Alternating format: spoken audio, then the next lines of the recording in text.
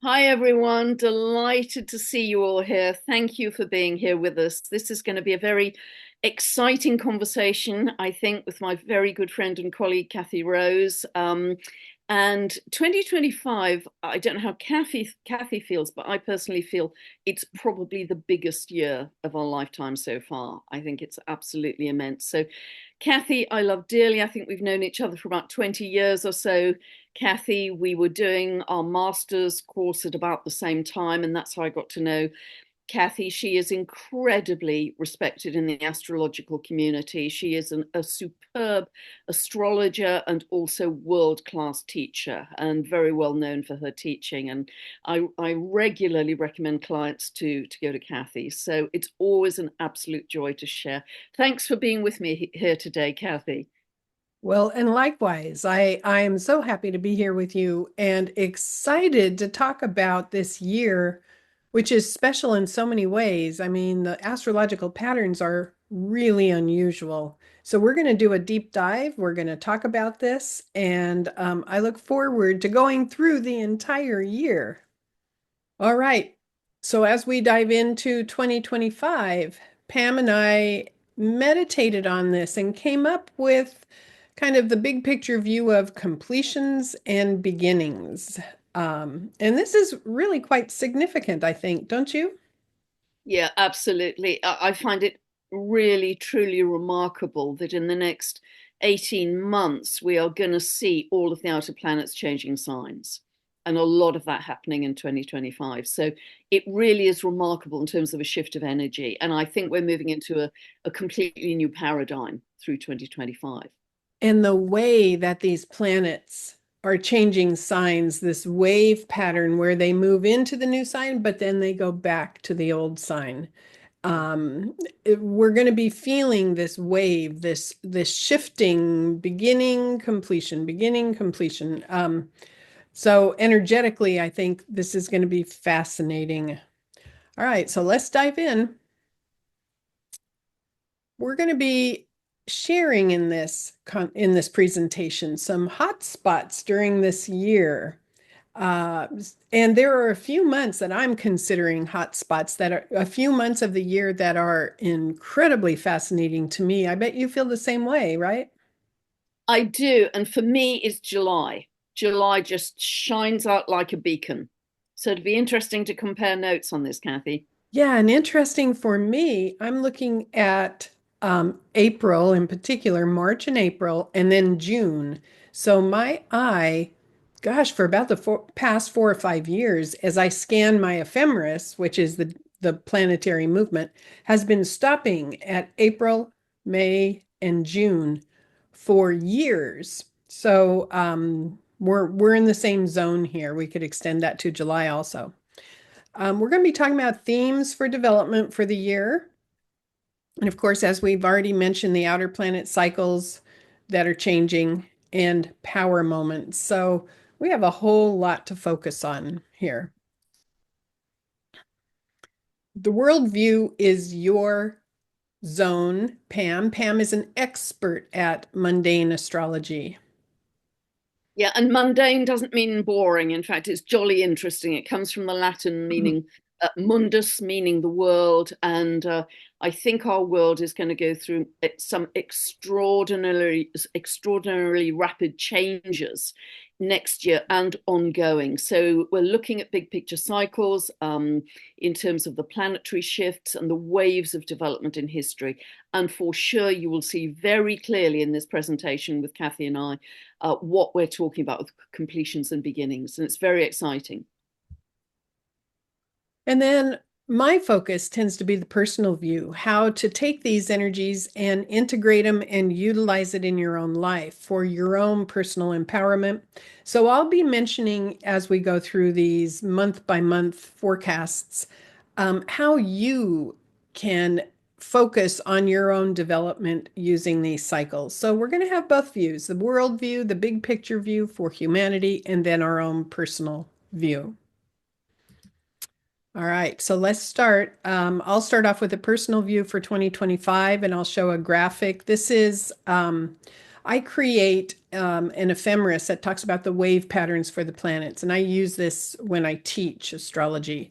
And what this shows, you're going to see 2025 and 2026 on screen, and it shows for Jupiter on out to Pluto the forward retrograde forward wave pattern for the year. In other words, the degrees that these planets are going to activate. And I want to show you something that I think is fascinating. First of all, we begin the year with Jupiter in Gemini, and in June it moves to Cancer.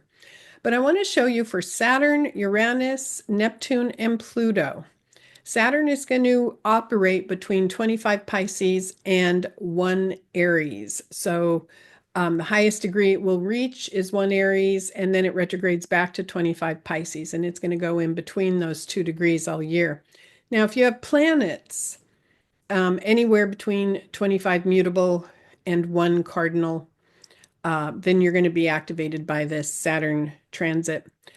Uranus is going to operate between 27 Taurus and 1 Gemini. Neptune's going to operate 29 Pisces and 2 Aries. So let's just focus for a second on Saturn, Uranus, and Neptune. Do you see on screen, and I'll give you my cursor, these three right here, what's going on? They operate at the end of the sign they've been in. They touch the new sign, but then they're going to go back. So this wave pattern is fascinating. They start the new development, but then they scoot back in their old sign. And Pluto is fully into Aquarius right now. Let's just take a second and look at 26 and notice the difference. Saturn fully goes into Aries in 26. Uranus is fully in Gemini. Neptune is completely into Aries. So 2026 is like a resolution year. They're finally in these new signs. They're cruising forward. It's 2025 that we have such a fascinating pattern going back and forth and back and forth. Anything you Yeah, want to that's add? a super helpful chart, Kathy. And it's a chart that people can refer to all through the year, but it really emphasizes what a year of transition 2025 is. Um, I don't know when in history we had such a year Yeah. where the outer planets were doing this, especially because Saturn and Neptune moving together in this phase. It's just really fascinating. All Yeah, I right, haven't so been able to find a time in history either, actually. It's quite remarkable. okay, so why don't you talk about Pluto in Aquarius now that it's finally in the sign fully? Yeah, there's so much to say about this, and I have several videos out there on YouTube about Pluto in Aquarius because I could spend a whole day on this, but just to be focused here, historically, it has always, when Pluto was moved into Aquarius, out of Capricorn, of course, there has always been a shrinkage in top-down power and at the beginning of a shift of power to the people, always, whether you're looking at the 1500s, the late 1700s, whether you're looking at the church or autocratic monarchies, or perhaps today you might consider corporations and other top-down controlling institutions.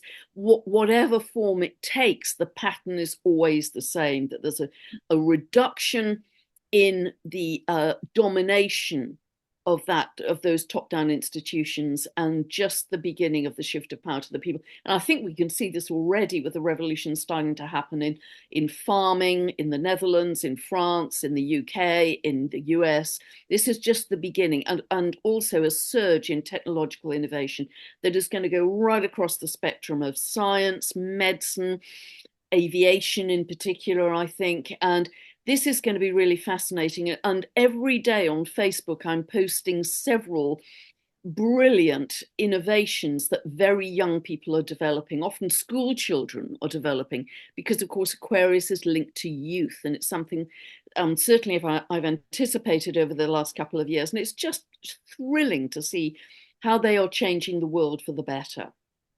And So it's just very, beginning. It's just beginning. I mean, this is what we need to remind people. Pluto stays in a sign for a long time, 20 years. And we're just tapping into the beginning part of this phase, and it's going to grow and grow and grow. We also have a lot going on with Saturn and Neptune as they finish this cycle in Pisces. Neptune takes about 14 years, and Saturn joining it at the very last degree of the sign. Yeah, and this is so interesting because we have had, we're all well aware, some very extreme and tragic events, be they war, be they extreme flooding. We had the South Carolina issue, the Hurricane Helene. So, we've had some really extreme situations. And what that has done is bring people together with a great deal of compassion. Communities have pulled together. People from across the world have sent healing, have sent money to charities. And there is a real feeling of we are one. There, by the grace of God, it could have been us. And so that has heightened the compassion, I think. And also, Neptune, particularly in Pisces, is increasing everyone's psychic sensitivity. And don't worry, it hasn't happened to you yet. It's an ongoing thing, but that is the direction of travel. Mhm. This has triggered last year when we did the 2024 forecast. I talked about my teaching series called Activate Your Intuition, and I was going to release it in video form, but I wasn't happy with how the DVDs translated into digital, so I never did release it. Now I've decided it needs to be a book, so I'm actively working on getting that book ready.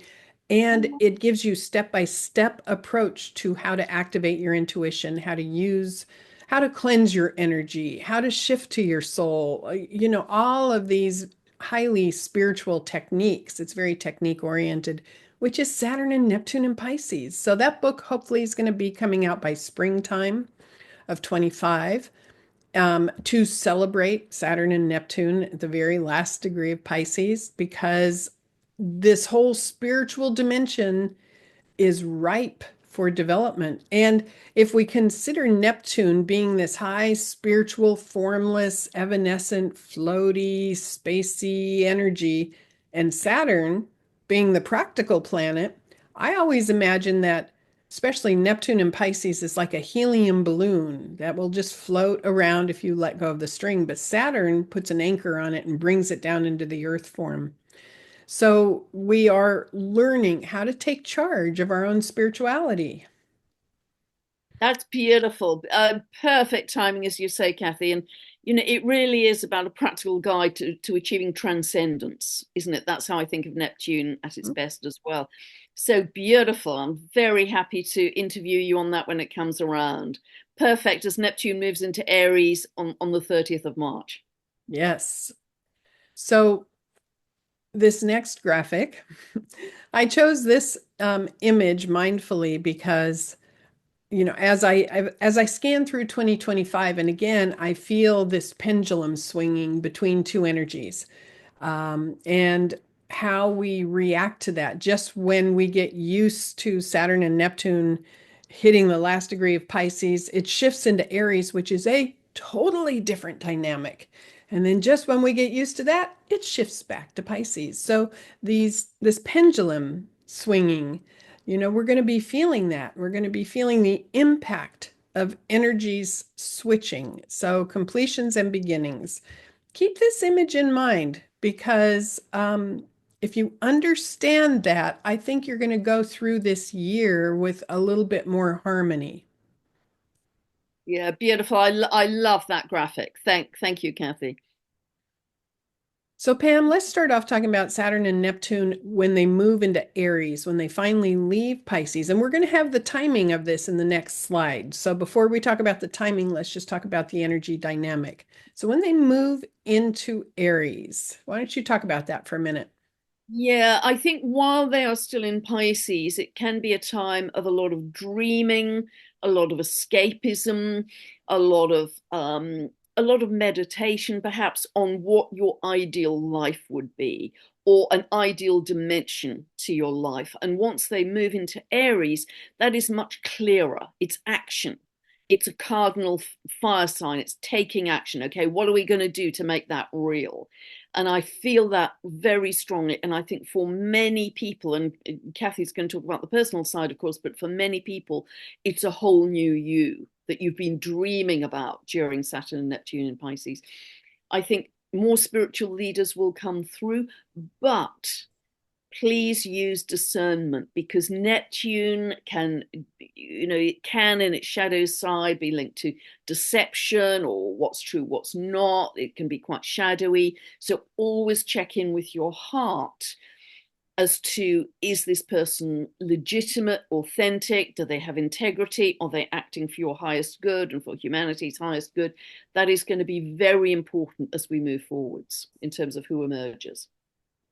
Yeah, I think it's important to remember Aries is a fire sign and it's cardinal, and what it's really working on is action, taking action, movement forward, pioneering, initiating something new. But the biggest difference between Aries and Pisces is that Aries is focused very much on self-sufficiency, very, very much on bringing forward that energy and taking charge with courage, being brave.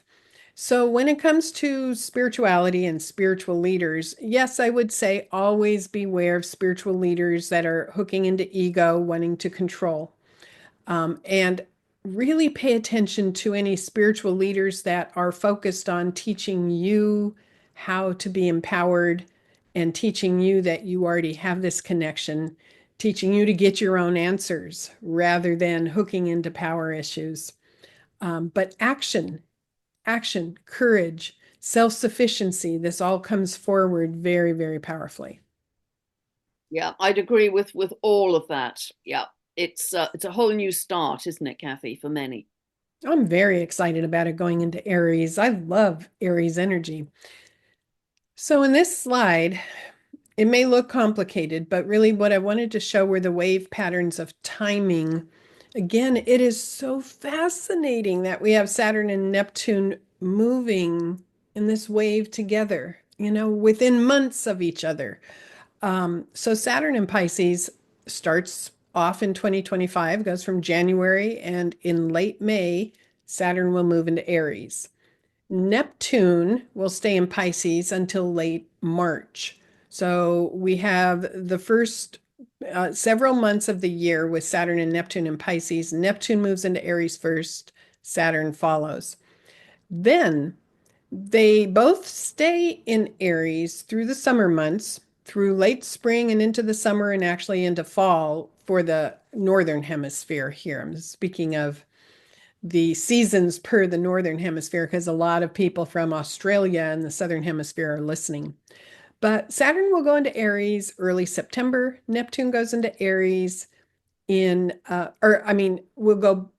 leave Aries and go back into Pisces in September. Neptune will leave Aries and go back into Pisces end of October. So we get this delicious time in late spring and all through the summer and into the fall with Saturn and Aries and Neptune and Aries. Then they go back. Saturn and Neptune retrograde back into Pisces um, from September, October timeframe until the early months of 2026, at which time then they zoom forward and they don't go back into these signs. Very interesting pattern. Yeah, and they become exact to the degree and minute conjunct 20th of February 2026. So it's almost like through the late spring and summer, as Kathy is, this is a great chart again, Kathy, that we get a taster, we get glimpses of how this is going to work in the world and in our own lives. And Saturn conjunct Neptune, as many of you know, has a very reliable 36-year cycle. But I haven't been able to find a time in history when that conjunction has happened at zero of Aries. Somebody wrote to me and said that it last happened 12,960 years ago. I haven't been able to validate that, but either way, it's a very long time. And so this is quite remarkable as the very first degree of the zodiac. I call it the creator degree. It's a whole new level of initiating. And that Saturn Neptune cycle, 36 repeating cycle, resonates to Russian history because those conjunctions happened in recent time in 1917, Russian Revolution, 1952 and 53. That was birth of Putin, death of Stalin. and then 1989, which was the collapse of the Berlin Wall and the beginning of the collapse of the Soviet Empire, Soviet Union. And this conjunction happens again 2025, 2026. So there's going to be some kind of redefinition of Russia as all of those previous dates 1917, 1952, 53, and 1989, they were all very clear boundary points to redefine Russia. So, what's going to be happening this time around? You know, the other thing, the United States chart has, for me, I've always questioned it because we don't know exactly when the United States was born, the time of day. You know, there are several different versions of it. But if you pick what's called the Sibley chart, which is the most common one that astrologers use, then it puts on the IC, which is the fourth house cusp, the Aries point. What was it, 0 or 1 degree Aries? I think it's One, 1 degree, one one degree, one degree degree Aries, Aries. Yeah. which is where Saturn and Neptune are going to hit and activate. So for the US, this conjunction from Saturn and Neptune in Aries, called what I call it the Aries point, it's going to activate this in the US. Now, when the Aries point is activated, and as we go through the month by month, we're going to be talking about this specifically. Aries point reveals something. Something wants to be seen. Something comes into view. It's public focus. So there's going to be a lot revealed as we go through this year. And the other thing I talk about on a personal level, when Aries point is activated, if people are operating with deception or scandalously, you know, anything that isn't above board, it tends to become visible, tends to be seen. You tend to get caught. So this year, a lot's going to come into public focus and be revealed, and especially for the US. I could not agree more, Kathy. I think 2025 is a massive year of revelation in a bigger way than we've ever seen before. We're just at the beginning of that. Yep, on a personal level, just live your integrity and let it shine because something wants to shine. So, on a personal view with Saturn, Neptune, and Aries, it connects with our inner hero. It connects with courage, initiative, being brave, having empathy, which is Neptune, with boundaries, which is Saturn. Which, you know, I do astrology consultations every day, and a large number of people who call are empaths, highly sensitive, empathic people. And what empathic people need to learn is that it's okay for them to have boundaries. It's okay for them to learn to turn their senses on and off on command, which is something in my book, Activate Your Intuition. I'm going to talk about that because it is an essential skill to learn to have those boundaries. Well, Saturn and Neptune in Aries helps us learn that sensitivity and empowerment, sensitivity and courage, sensitivity and confidence, because um, Aries is about confidence. It's you know, courageous. Anything to add there, Pam? No, I would agree completely. And of course, our empathy is going to be heightened, not only because Neptune is still going to be sort of in and out of the end of Pisces, but also because the North Node is moving into Pisces. So our empathy is going to be heightened. So we're going to need the boundaries even more because of that. Bringing it down to earth and making it work, not letting it control you, but you having a sense of control in your own psyche for how to manage it. Yeah. All right, so we talked about the pendulum and the movement with Saturn and Neptune going back and forth between two signs, and now we have this also with the planet Uranus. Just imagine in your mind hearing these balls going whack, you know, click, you know, because we're going to be feeling an impact from that as Uranus hits the last degree of Taurus, moves into Gemini and back. And here's the timing of this. And those energies are so different, Kathy, aren't they? Taurus to Gemini. I mean, Taurus is fixed earth, it's solid, it doesn't want things to change. Gemini is mutable air. It wants to change all the time. It wants to move around lickety split really fast. They are utterly, utterly different energies, and we're all going to feel that somewhere in our lives. Absolutely, very much. Uranus entered Taurus in May of 2018. In July of this year, July of 2025, it will enter Gemini and it will stay there until November. So in November, Uranus backs up into Taurus and it will complete that transit in Taurus until April of 2026. And there is a massive difference in how we experience Taurus energy versus Gemini. And actually, I would say that Uranus is much happier in Gemini than Taurus because Taurus is fixed and resists change, and Uranus is all about change. It's about adventure. It's about growing and expanding. And Taurus goes, no, no, no, no, no. But Gemini goes, sure. Where, when, how? So I wanted to show this graphic, Uranus in Taurus. This is a photo that was taken by my good friend, great photographer, Shayla Craighead, when we were at a park here in Virginia Beach, doing a photo shoot for me. And I love moss and I love mushrooms. And I saw this, said, oh, get it, get it. So she captured it. And I think it very much symbolizes Uranus and Taurus because, the mycelium that goes with mushrooms and fungus, which is the Earth's internet. It's nature's internet, the ability to communicate through the earth, through the soil, but it's also very stable. So I think what Uranus and Taurus has been trying to teach us since 2018 is to be present in the now, to be available, to have all of our atoms in this moment, take a deep breath, trust, and know when you need to get information, it will come in, and then you take action. And so Uranus and Taurus, I think, has been trying to get us to trust that we always get information when we need it, because Taurus likes to get it in advance because that's how it feels safe. Let me know in advance, let me have it planned out because then I feel safe.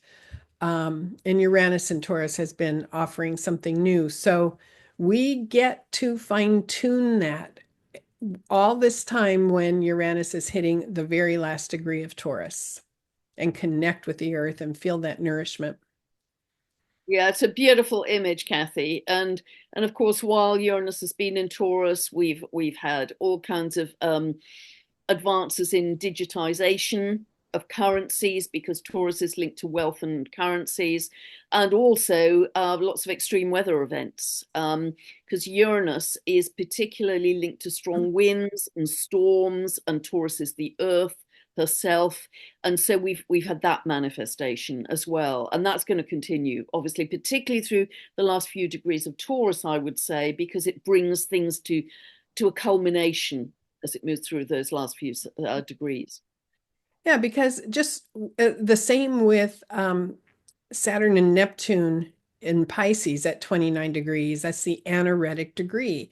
And Uranus in Taurus at 29 Taurus, anaretic degree. And the very last degree of a sign creates an extreme pressure to really get what you were supposed to learn from that transit. So understand your ability to breathe and to be calm and to bring your focus back into this moment, which is how we manage anxiety, because anxiety is usually surging forward to some scary moment in the future.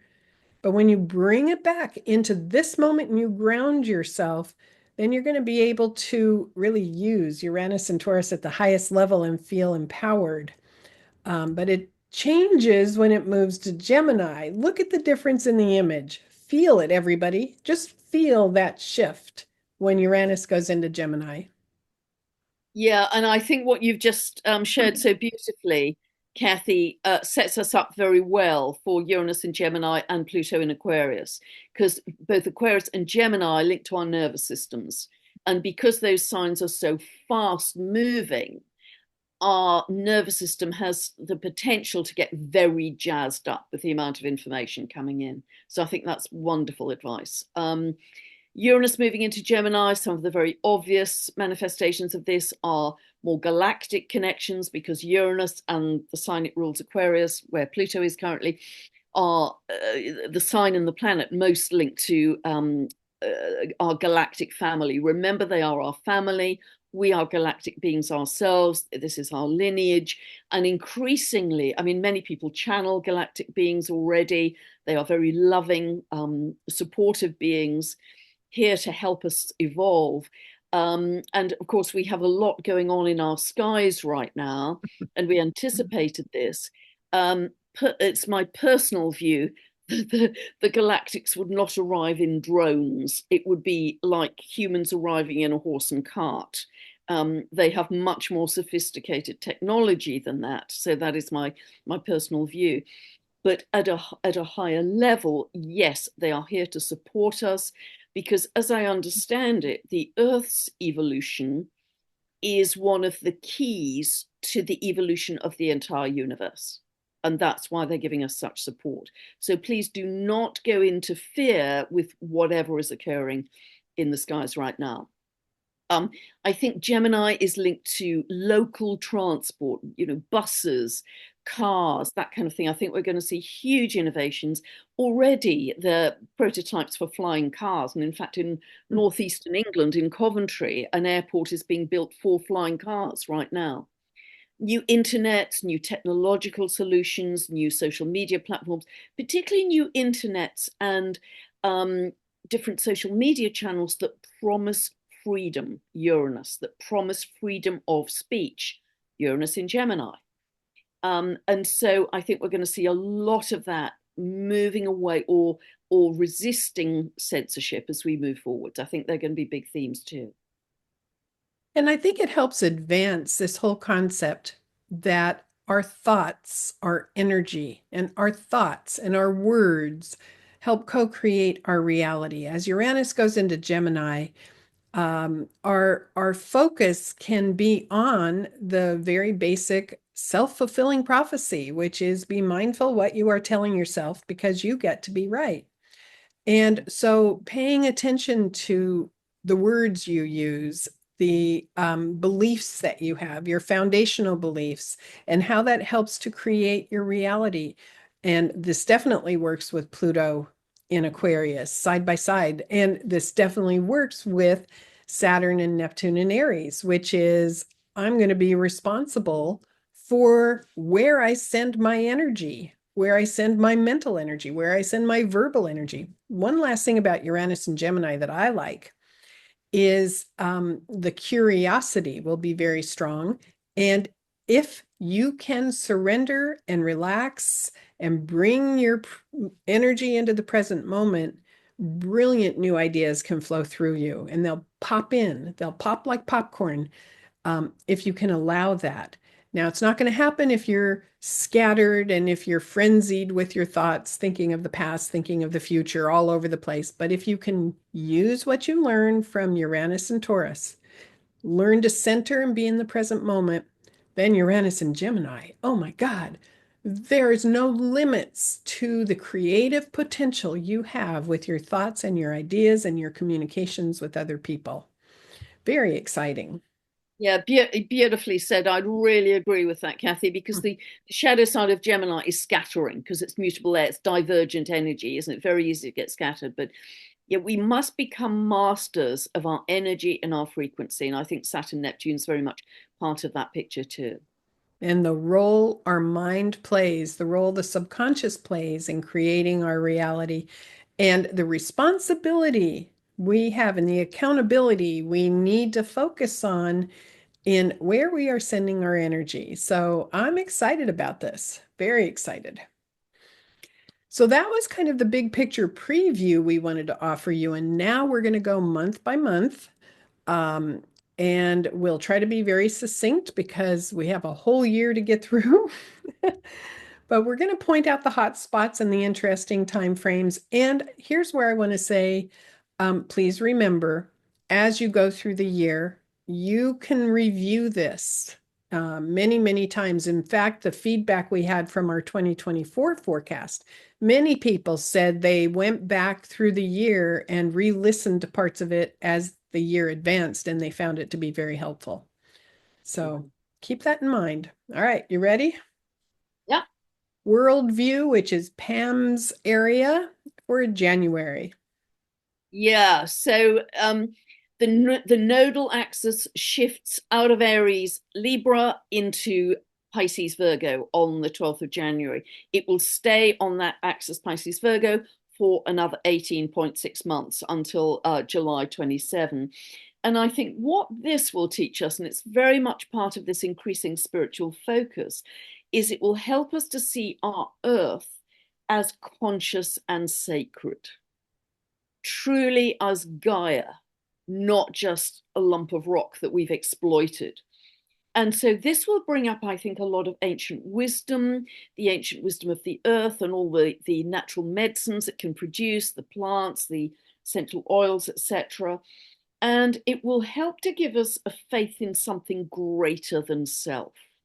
I think the other thing it will do is help us to get in touch with our spiritual selves in a bigger way. There's a company called REM Space, and they have a particular program called Remyo that connects dreamers via electrodes. So they start to synchronize their dreams, which of course is the realm of Pisces and its ruler Neptune, which I think is fascinating. So all of this area of consciousness dreams will come into bigger view. Very differently, right at the end of January, Uranus becomes stationary retrograde at 23 degrees of Taurus. And that is very interesting because it's almost exactly on the Jupiter Uranus conjunction that all astrology was talking about, that happened on the 20th, 21st of April this year, 2024. And that was an aspect of awakening. Mm-hmm.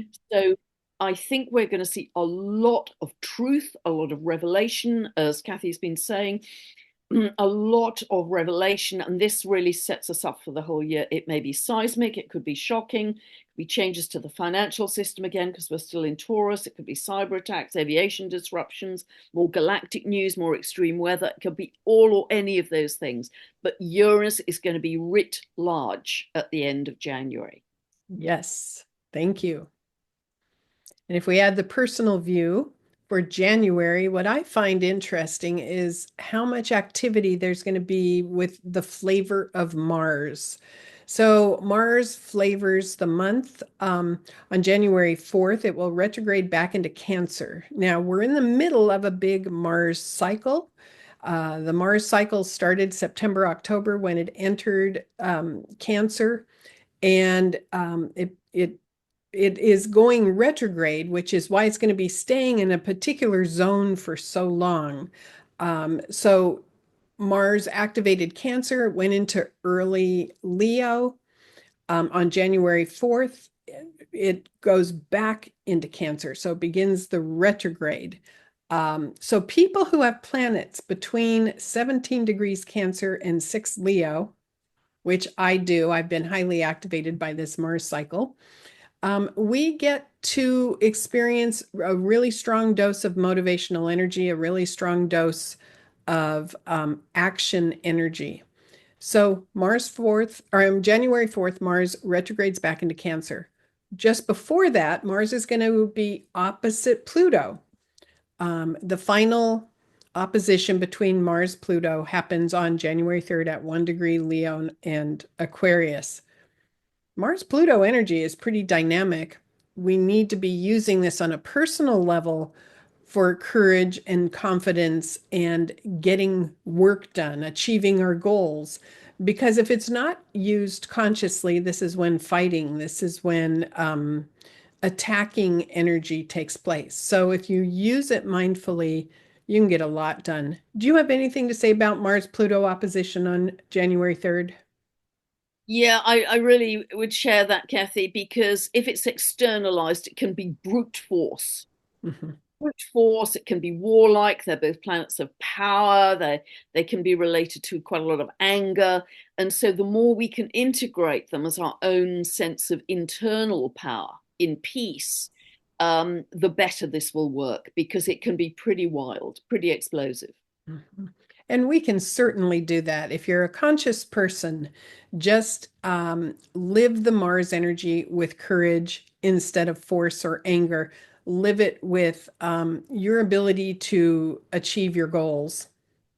But so continuing on with this Mars energy, on January 13th, there's a full moon in Cancer with Mars. So Mars is flavoring that full moon mid-month. And then January 16th, Mars is opposite Sun. So in January, connect with action energy. Now, personally, in classical astrology, they would say Mars in Cancer um, doesn't have a whole lot of power and because it's debilitated in Cancer. But I would disagree very much. When Mars is in Cancer, we're giving our energy to nurturing and caring. We're giving our energy to that mothering principle. I personally love, some of my best friends have Mars and Cancer. Mars and Cancer people are going to be the ones that when you arrive will make sure that cookies and tea are available, or make sure that you are warm enough, or that your chair is comfortable. So, we get to massage all that caring energy with Mars and Cancer. So use it well through the month of January and make sure. I think this is very important on a personal level. In January, you are caring for yourself. You are nurturing yourself. You are asking yourself, what do I need today in order to feel nurtured and soothed? It's a very important part of Mars and Cancer. Yeah, beautiful. February, worldview. That's you, Pam. Yeah, and as you point out, Kathy, no retrograde planets, so absolutely full steam ahead. And boy, this is going to be so fast. So Jupiter stationary direct at 11 of Gemini. So remember, whenever a planet becomes stationary direct or retrograde, its symbolism is magnified. We are going to have a lot of information coming out. Jupiter, along with Uranus, they're the two planets linked to truth. And interestingly, Jupiter is conjunct US Uranus in the Sibley chart, US Uranus, which rules the third house of media.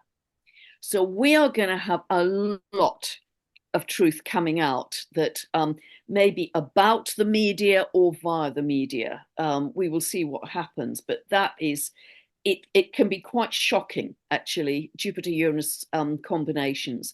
Then we have the full moon square Uranus, and that, boy, that packs a punch, because it's actually a T square, because the full moon, obviously, sun and moon are opposite each other at a full moon, and they are both square to Uranus. So the moon is at 24 of Leo, and it's a very tight T square because Uranus is at 24 of Taurus and the sun is at 24 of Aquarius.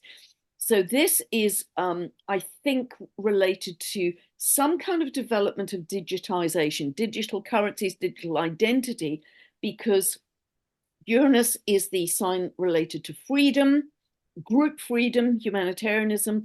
Leo is one of the signs most linked to sovereignty, and I'm not going to do that. So that will be fascinating to see. And then Kathy's just been talking about how much Mars activation we have. Feb 23rd, Mars also moves stationary retrograde, or rather ends its retrograde, moves stationary direct at 17 of Cancer. That is conjunct the US Sun. And the US Sun rules the ninth house. That can be foreign relations or something legal. And when Mars is retrograde, it is actually closer to the Earth. And Mars is also going to be what's called out of bounds beyond the normal 23 degrees of the ecliptic north or south from, I believe it's the 30th of December through to the 7th of April. So Mars is strong. Mars is not weak retrograde. Mars is strong. Now, although it's ending its retrograde here, it is conjunct the US Sun and it's out of bounds for, again, some time up until the beginning of April. So we could see more activation around power play in the world and assertion, stay in peace. Mhm. Stay in peace, because that affects the collective. Make friends with the Mars paradigm within you, which is confidence. confidence, assertive energy, courage. Make friends with that because and take action because Mars is action energy for sure. Okay, so February on a personal view. This month intrigues me. First of all, because February 5th, Venus will enter Aries and will hit the AP stands for Aries point. Okay, Aries point is 0 degree of any cardinal sign. And this is the point that talks about high visibility, something being revealed, something coming forward. So Venus on February 5th hits 0 Aries. And then on February 15th, Mercury enters Pisces. Now, the reason that this is important for both of these, the reason I'm referencing these, is because Venus and Mercury are going to retrograde and they're going to work together in March and April. So, this entry point, February 5th and February 15th, pay attention to what's going on in your life. It's going to get highly developed for the next 2 months. So, I'm going to reference back to this. I find it phenomenally fascinating. Pay attention February, March, April to see what is developed because it's just juicy. So I'm going to develop that in the future slides. March and the worldview. Yeah, boy. So here we have some of the things I picked out were March 14th as an eclipse, a lunar eclipse. I believe it's a total lunar eclipse, actually, at 23 of Virgo. It's going to be smack on my Pisces sun, so that'll be interesting. And we have a whole lineup in Pisces at that time, because we have the Sun, Saturn, Neptune, and the North Node in Pisces. So this could bring up issues around flooding, around health. It could be a feeling of sort of overwhelm and depression, but also a lot of compassion coming in.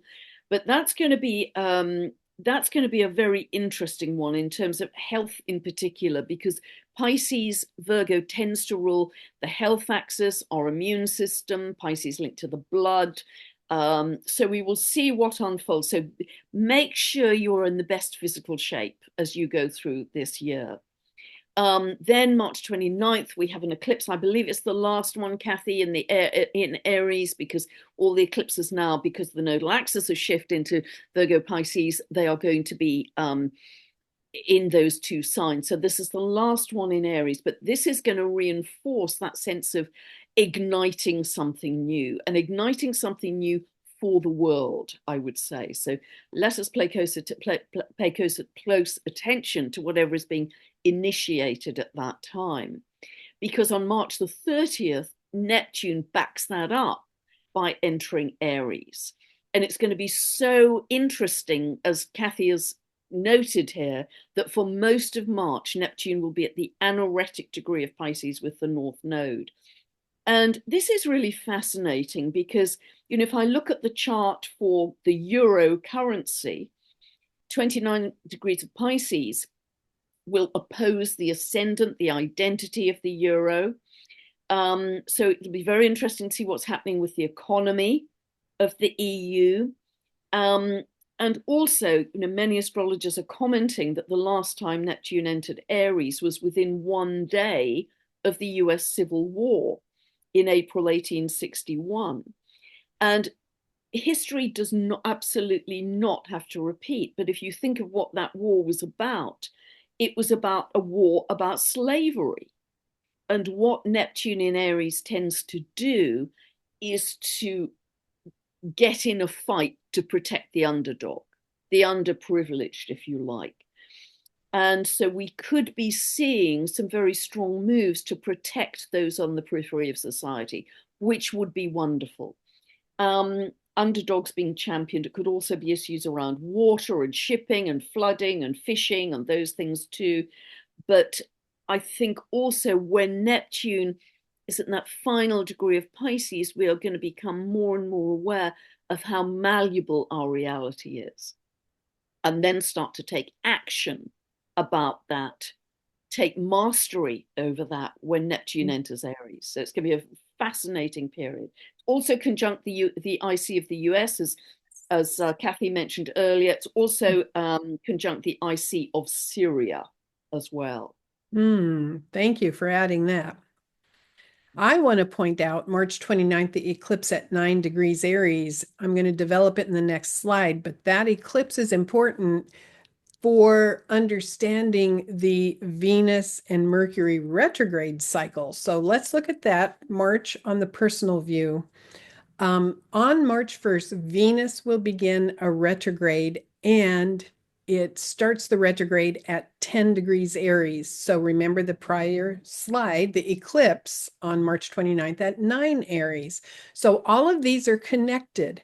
And again, if you happen to have planets, as you see at the bottom part of the screen here, Mars is going to or Mercury is going to retrograde, and it's going to activate between 26 Pisces and 9 Aries. Venus retrograde is going to activate 24 Pisces to 10 Aries. Now, isn't that fascinating? I mean, think of the theme of the year. Saturn and Neptune going in and out of signs together, Uranus going back and forth, and now we have Mercury and Venus joining together and doing a retrograde pattern together, activating certain degree zones. Oh, it's just deliciously fascinating. So if you have planets between that late Pisces and maybe 9 or 10 degrees Aries, this time frame is going to be all over you. My moon is 10 Aries, so the eclipse and these retrogrades are going to be hitting my moon, which is probably why my eye kept, stopping at that point in the ephemeris. So March 1st, Venus begins the retrograde at 10 Aries. March 15th, Mercury begins the retrograde at 9 Aries. This is very, very powerful. Now we get to internalize a lot, and we're going to be internalizing Aries energy, which is, again, courage, initiative, accountability, self-sufficiency. We get to internalize. Do we believe in our own capability? Are we courageous enough to knock on doors and make things happen? Are you courageous enough to ask for the sale or to speak up? This begins a pattern where we get to look at this. Then March 20th, we have the Aries equinox. And of course, the Aries equinox is when the sun hits 0 Aries. So again, Aries point comes into the picture. So we begin a pattern in February, March, these planets go retrograde and develop it.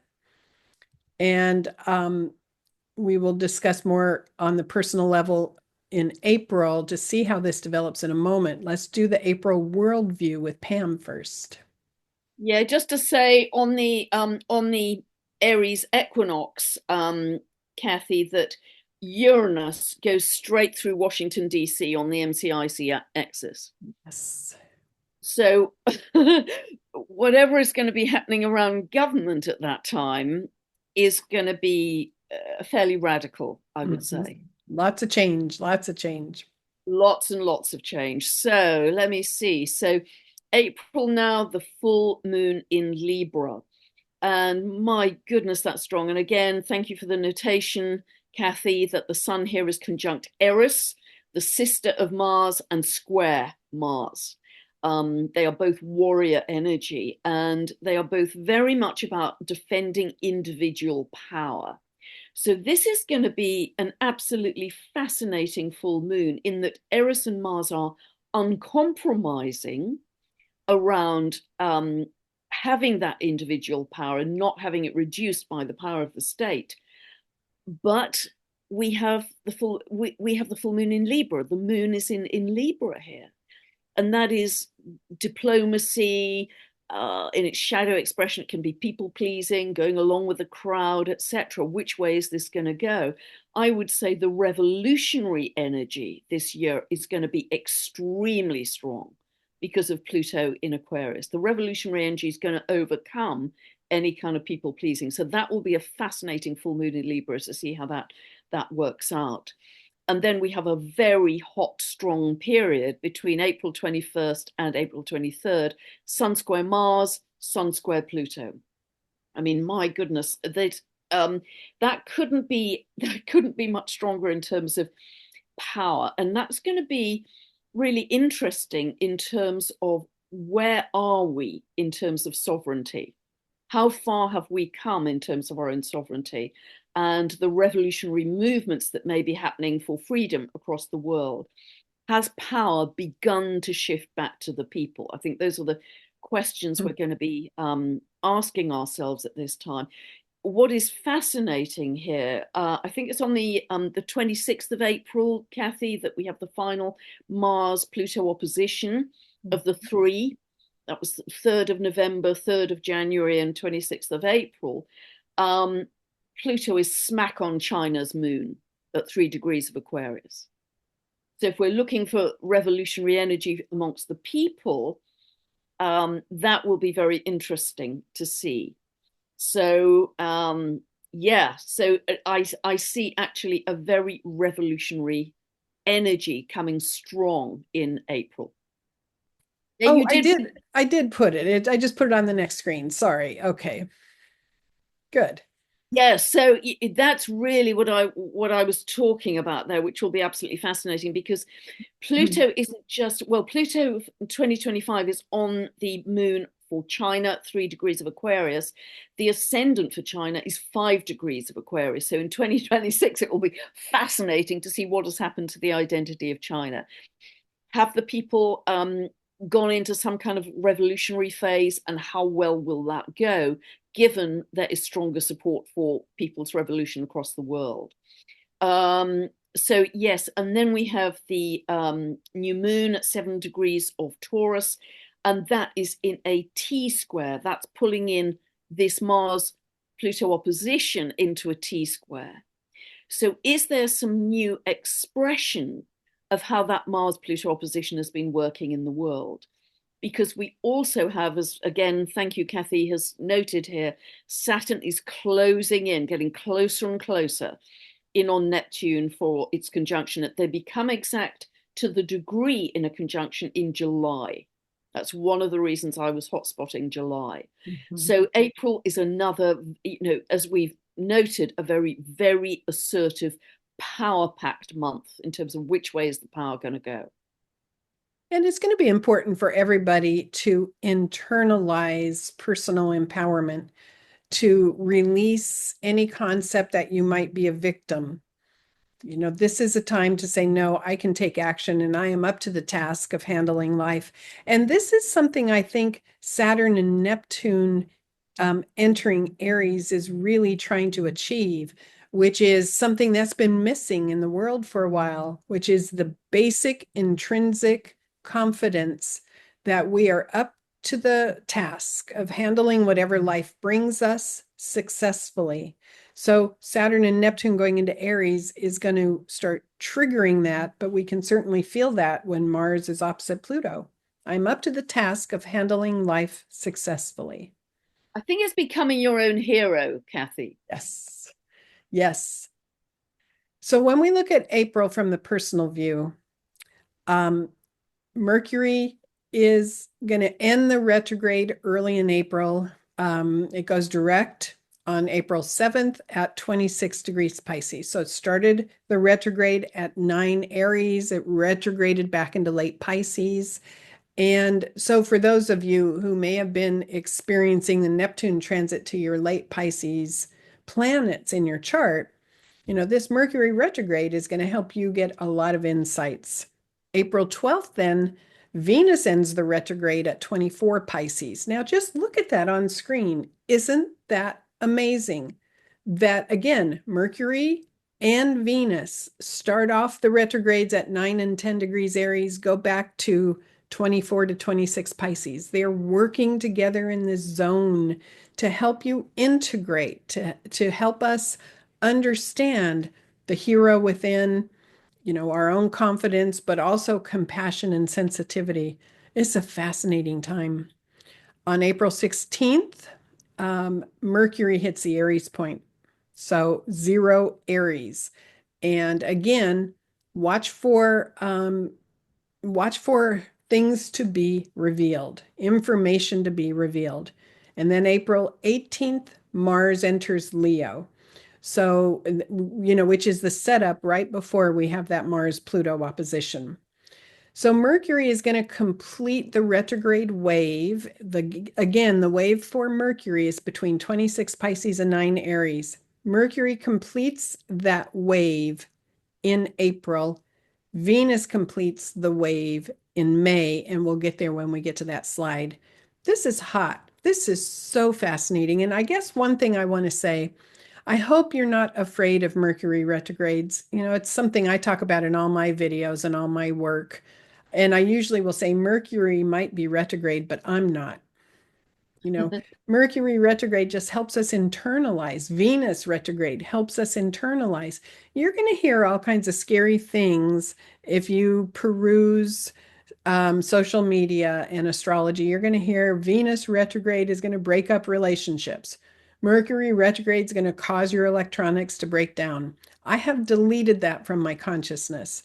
Um, Retrogrades are internalization. They help us to process, they help us to rethink, reorganize, they help us to be very, very productive. And if you're going to receive either of these retrogrades, again, if you have planets between about 24 Pisces to 9 or 10 degrees Aries, extremely productive and powerful time for you in starting in February, but going into April and May, March, Yeah, and April, May. because otherwise it becomes a belief system that Yes. everything breaks down, the printer jams, your car breaks, it becomes your belief system. I was born with Mercury retrograde, and it hasn't held back my communication so far. And when Mercury hits 0 Aries on April 16th, it hits your Mercury because you have Mercury. Pam has Mercury at the Aries point in her chart. All you have to do is think about if you have a planet at the Aries point in your chart, high visibility per the energy of that planet tends to happen more easily. Well, Pam is a master communicator and is known all over the world. So that Mercury, of course, we hear from you all the time because you're so prolific, but, that could be a powerful time for you. Well, with Saturn Neptune landing on my Mercury, that's going to be Yes, that's going to be an interesting time, isn't it? Yeah. that is. That is the next level of communication that you come up with. That's going to be brilliant. God All right, bless so you. May on the world view. Let's talk Yeah. about May. Yeah, so Pluto super strong at the beginning of May. Remember, whenever a planet is stationary in either direction, its symbolism is amplified. So this is power. So it's now moving retrograde here. So not only is it hitting the Chinese moon exactly to the degree, it's also square to the EU midheaven IC. So I see some radical changes, both with Neptune opposing the ascendant of the Euro chart and Pluto here stationing, squaring the MCIC axis of the EU. I see some big, big changes happening in Europe. The German government has recently collapsed. The French government has recently collapsed. There are a lot of economic challenges currently in Europe. So that's going to be fascinating to see. Pluto is also square to the ascendant of NATO, which is at 3 degrees of Scorpio. So these are big blocks of power, if you like, to watch in 2025. And then we have the full moon in Scorpio opposing Uranus. This is going to be very intense. And of course, the Taurus Scorpio axis tends to be financial. So this is going to be shining a light on the financial system. What is happening with that? Is the old system of fiat money collapsing? Is there an increasing shift towards centralized digital currencies? Because there could be a lot of resistance to that. Or are we seeing more and more diversification in decentralized digital currencies? We're going to see a lot of truth revealed, Uranus, truth, in the bright light of this full moon. But it's going to be around the financial system. It could also be underground, underhand crime, because Scorpio is very related to that. Things which are deeply buried, secrets coming to light in a big way. So much truth in 2025. And then May the 25th, Saturn enters Aries for the first time in its cycle and comes to conjunct Neptune. And I think there's going to be so many themes around Saturn Neptune, which all astrologers are going to be doing to death. But this I think we could see some interesting developments around shipping, around fishing, around perhaps where the sea level is, because Saturn is the boundary and Neptune is the sea. Are we going to see changes in the sea level with flooding, that kind of thing? And if we look back to the last time that Saturn was in Aries from 1967 to 69, um, there was a lot of legislation, Saturn, around the civil rights movements, protecting, again, people on the periphery, protecting people who were the underdogs, if you like, the less privileged in society. So I think as we move forwards in 2025, we have some potential for those who feel they've been excluded from society to be better protected if we take that higher timeline.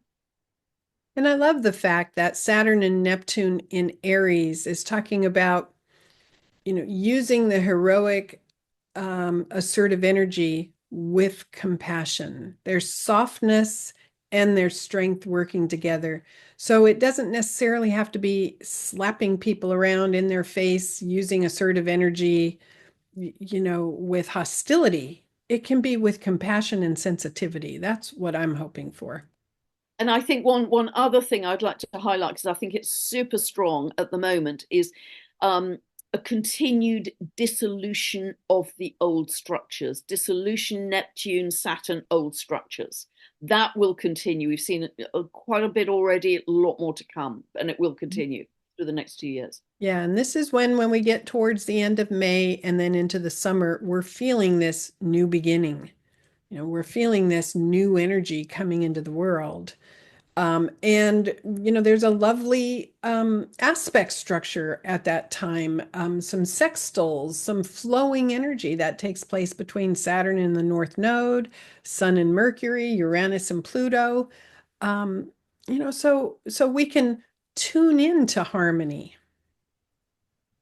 Yeah, this is a beautiful aspect that's starting to build, and it becomes clearer, I think, really in August, which we'll move on to. But this is one of the most propitious and positive aspects, I think, of the year, because we've got a trine between Uranus and Pluto, particularly when Uranus moves into Gemini in July and instantly forms that sign to sign trine to Pluto. But in the midpoint of that trine, we have both Saturn and the North Node and Neptune, which is beautiful. And we'll say maybe a little more about that as we get into August, but it's incredibly positive for creativity, technological innovation, etc. So sextiles tend to indicate opportunities coming up with new technological developments, I would say at this point, Kathy. And it's an easier flow. So we Yeah. can tune into harmony. On the personal view in May, Mars will complete the retrograde wave that began in October. So, what that means is Mars hits the same point at which it went into the retrograde, which is 6 degrees Leo. So, again, in May, the early part of May, people who have planets between 17 degrees Cancer and 6 Leo get to complete what Mars has been working on since October. I mean, this is big. So go back and be thinking about, what did you start working on within yourself? What were you rolling around in your consciousness? What were you um, trying to trying to understand at a deeper level, starting in about October or so? In May, that gets to complete. And when Mars completes this retrograde, we're going to feel energy being released, whether it affects your chart or not. Venus completes the retrograde wave in Aries. In other words, Venus will hit 10 degrees Aries, which is the point at which it started the retrograde. So there are completions happening in May. May just, it seems like something wants to come forward and flow and resolve. I don't know. I really like the energy of May very much. Yeah, much easier than April, I would say. Yes. Yes. And there's always going to be tension and release, tension and release, tension resolution, tension resolution. That's how life works.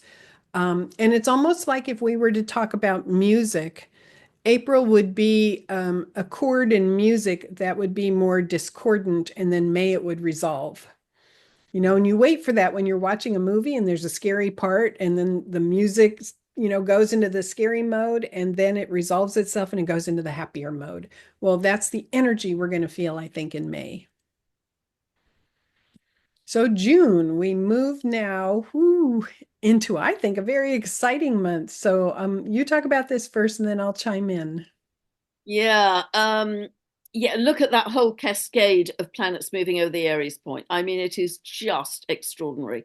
It could not be louder in terms of new beginnings. And of course, zero of Cancer is also on the Aries point. The Aries point is zero of the cardinals: Aries, Cancer, Libra, Capricorn. And so this feels lovely, actually. I see Jupiter being very comfortable in Cancer. It can be interesting to watch the housing market because Cancer is linked to housing and DIY, that kind of thing. I think self-care will come in strongly as well. People taking a lot more care of themselves, nurturing self in a bigger way. Also, it's interesting that with all of this cardinal this 0 point activation, other countries to watch are the midheaven of Iran at 2 degrees of Capricorn, and the sun of New Zealand is at 1 degree of Libra. Sun represents the leader in a country. So Iran and New Zealand are being highlighted with this cardinal, zero cardinal activation as well. I also think as we move into this final square of Jupiter Saturn, which of course has been running for months as well, this is the final square. The seeding point for this was the winter solstice, the Capricorn solstice, on the 21st of December 2020. And so much to say about that, but it tends to Yes. set up the zeitgeist, the laws or the morals of the next 20 years. So I think that is going to be a real checkpoint, a reality check here around the ethics, the morality, the integrity, the accountability of whatever began in December 2020, and remember what was happening in December 2020. We're all very aware of what was happening. So ethics, integrity, morality, and accountability. I think this is another very big time for truth. And also, I see a lot more water issues coming up potentially as well with Jupiter and Cancer, because it expands any potential for water issues. Yeah, and speaking of water and the consciousness of water, and speaking of energy and how that affects water, on June 9th, we're going to have not only Jupiter entering Cancer, but it will be conjunct Mercury at 0 Cancer. So, one thing you could do on June 9th that could be just fascinating, and you can continue it through the rest of the month if you want, is a special little water blessing. Really connect with how your energy affects water. And I like to do something where I take a plastic water bottle and I write words on the outside of it with a Sharpie, and then I bless the water and I charge it and I fill it. But Jupiter conjunct Mercury in Cancer, that could be so fun to do at that time. But this is something coming into public view. And by the way, I also think Jupiter in Cancer, after Mars went through the retrograde in Cancer for so long, September, October, finally resolving in April. There's a reason Cancer is being so developed right now, which is self-care, self-nurturing, self-soothing, and taking charge of that. And that's going to work with Saturn and Neptune and Aries, which is saying, I need to do it myself. I am in charge of my own state of mind. I need to make sure I find ways to nurture and comfort myself and not depend on others to do that. See, again, Aries energy is coming back to self-sufficiency. It's interesting, Kathy, as well. Just on that Jupiter Saturn square, I wonder if there's still all of this sort of unidentified aerial activity, whether there could be some regulations or limitations on flight, Saturn Mm, limitations, Jupiter flight. that's a great point. That's a brilliant observation. Um, in June on the 17th, while Uranus is at the anaretic degree of Taurus, 29 degrees, it's going to be square Mars at 29 Leo. What a juicy day that's going to be. Mars square Uranus at anaretic degrees. Um, Please internalize that with your power and your strength. Make sure you're grounded and take a look at how you can live leadership on a personal level. This would be, how can I be an inspiring leader to others while I am grounded and solid? And that's a way to use that energy beautifully. Now, it could go another direction, which could be arrogance and fighting and stubborn and might makes right. It doesn't have to, but for you, you can internalize it by connecting with nature, grounding yourself, and letting your heart chakra just blast wide open as you inspire other people to be the best that they can be. Um, Yeah, what else do beautifully. you have to say on that? Yeah, beautifully said, Kathy. Of course, this is the absolutely classic signature for seismic activity. Because I remember donkeys years ago, about 25 years ago, I attended a lecture by a very clever astrologer, seismologist. I'm so sorry I can't remember his name to credit him, but he'd done a whole analysis of earthquakes and he found the most common signature was a hard aspect between Mars and Uranus when they were in fixed signs. And of course, they're both at the anaretic degree as well. So we could see quite a lot of seismic activity potentially. Then the other, I think, very obvious manifestation of this, because again, it's the anaretic degree. Taurus is, well, Uranus is digital, Taurus is currency, Taurus is also our bodies. And Mars in Leo is connected to sovereignty. Is there going to be something around digital currencies or digital identity? My body, my choice. My body, my choice. I think it could be a potential area of, to put it nicely, debate at Mhm. this time. This is a strong drive for freedom. Both Mars and Uranus want freedom. So I think the freedom movement is going to be exceptionally strong in June. Exactly what I was going to say. It's not Mars and Uranus working together is not necessarily cooperation. It's individuality. It is holding your own thought. It is freedom. It's maverick energy. Yeah. And then on June 20th, we have the Cancer solstice. Again, the sun will hit the Aries point, 0 degree Cancer, with the Jupiter Saturn I mean the Saturn Neptune, Jupiter square Saturn Neptune, and I think we have a chart for it here. Yes. I set the Cancer solstice for US because it puts Uranus on the fourth house cusp. So I'll put my cursor here. So Uranus is on the IC and it puts Pluto on the ascendant. Um, so I happened to notice this and I thought, okay, well, let's look at the chart. Now, the planets are going to be in these same positions all over the world, just not necessarily in the same houses. So we're going to have the exact same aspects, exact same degree and sign everywhere. It's just, what house it's in will change based on where we set the chart. But for the US, oh boy, this is an interesting time, right? Yeah. And which city, Kathy? I did it for Washington, D.C. Okay, Washington DC. Wow, look. Oh, wow. That's not going to be a dull time, is it? So, but it is a hugely expansive time. I see Sun conjunct Jupiter there in Cancer. They're both very happy there. I would say, particularly Jupiter. It's very idealistic. You've also got Jupiter in a quincunx to Pluto. That's, for me, that's kind of visionary leadership. And also the Saturn Neptune conjunction in Aries, you could read as visionary leadership. Mhm. So that doesn't have to be the external authority figure that you are deferring to or not. This can be you. Mhm. You are the visionary leader. You are your own hero. So I see this as incredibly expansive and incredibly positive at this time. And Pluto right on the ascendant for the US. It's a power statement. And the MCIC in this chart for the solstice set for Washington, D.C., well, President Trump has his midheaven at 24 Taurus. So this is going to be activating, he's probably going to be making some very big moves at that time. And hopefully they will be harmonious and successful.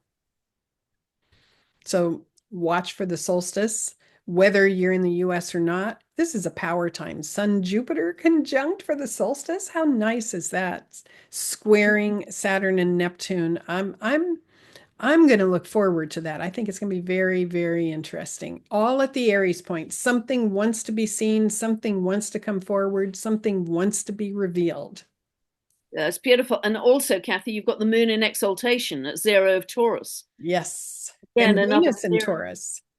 Yeah, beautiful, beautiful. I mean, the moon is exalted, Venus is in its own sign. And isn't that a yod that we have between Sun, Jupiter, and Mars? Mhm, mhm. Aspecting Pluto, that's a yod. So finger of fate, finger of destiny, finger of God, highlighting Pluto, which is power, but it's altruistic power. It's power to the people, it's humanitarian power. That's how I would read that, and tremendous force and drive towards that, whether that's So coming from the external or the people.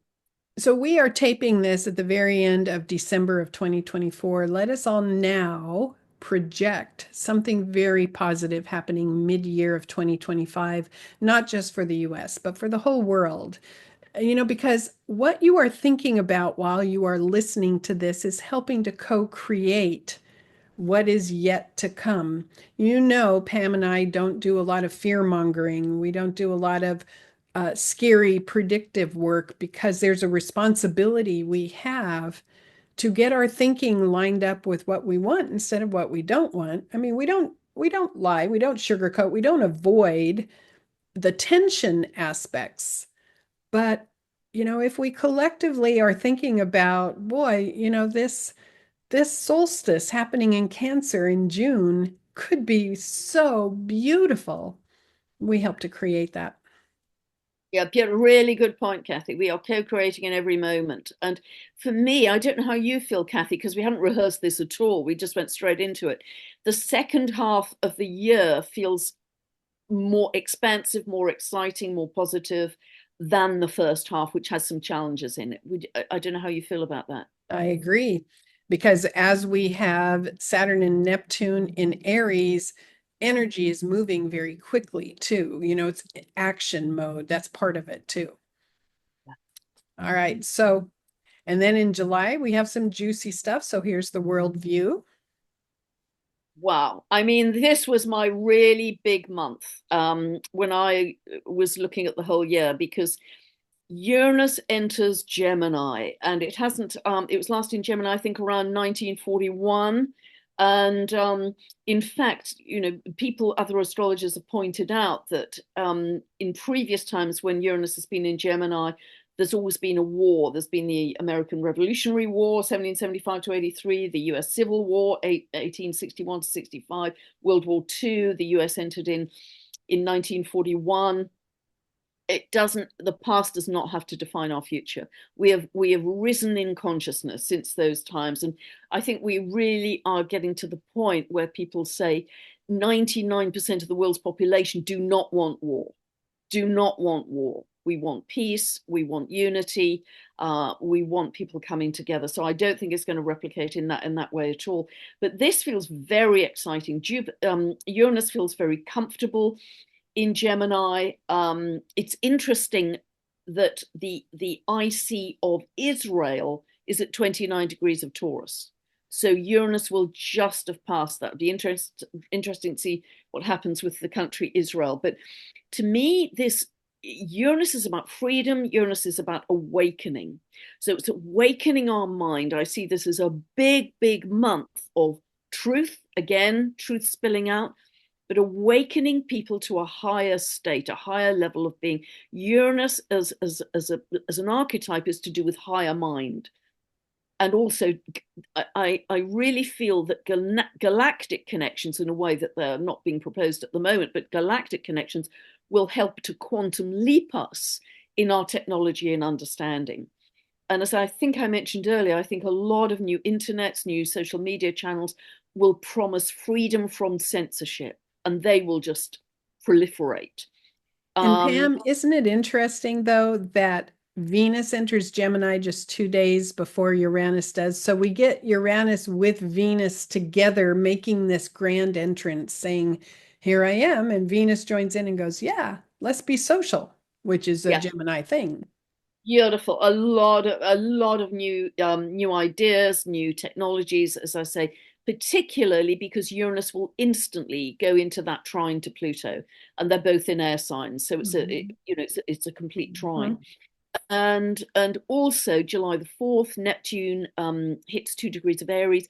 That is pretty much at the midpoint of that Uranus Pluto Mhm. trine, which is what I was referring to before. That apparently, and credit to Ray Merriman on this, has not happened for 500 years Mm.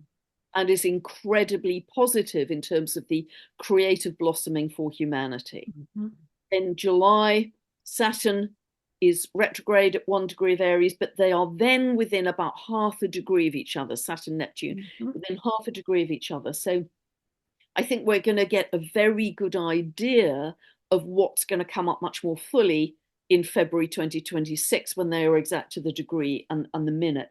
I think we're going to see a lot of innovations around light. One of the previous times Uranus was in Gemini, there was a whole new theory of light that was developed by a Dutch scientist called Huygens, I think in 1690s, understanding of light, light for healing, light in terms of how we understand the cosmos. I think that's going to be really big.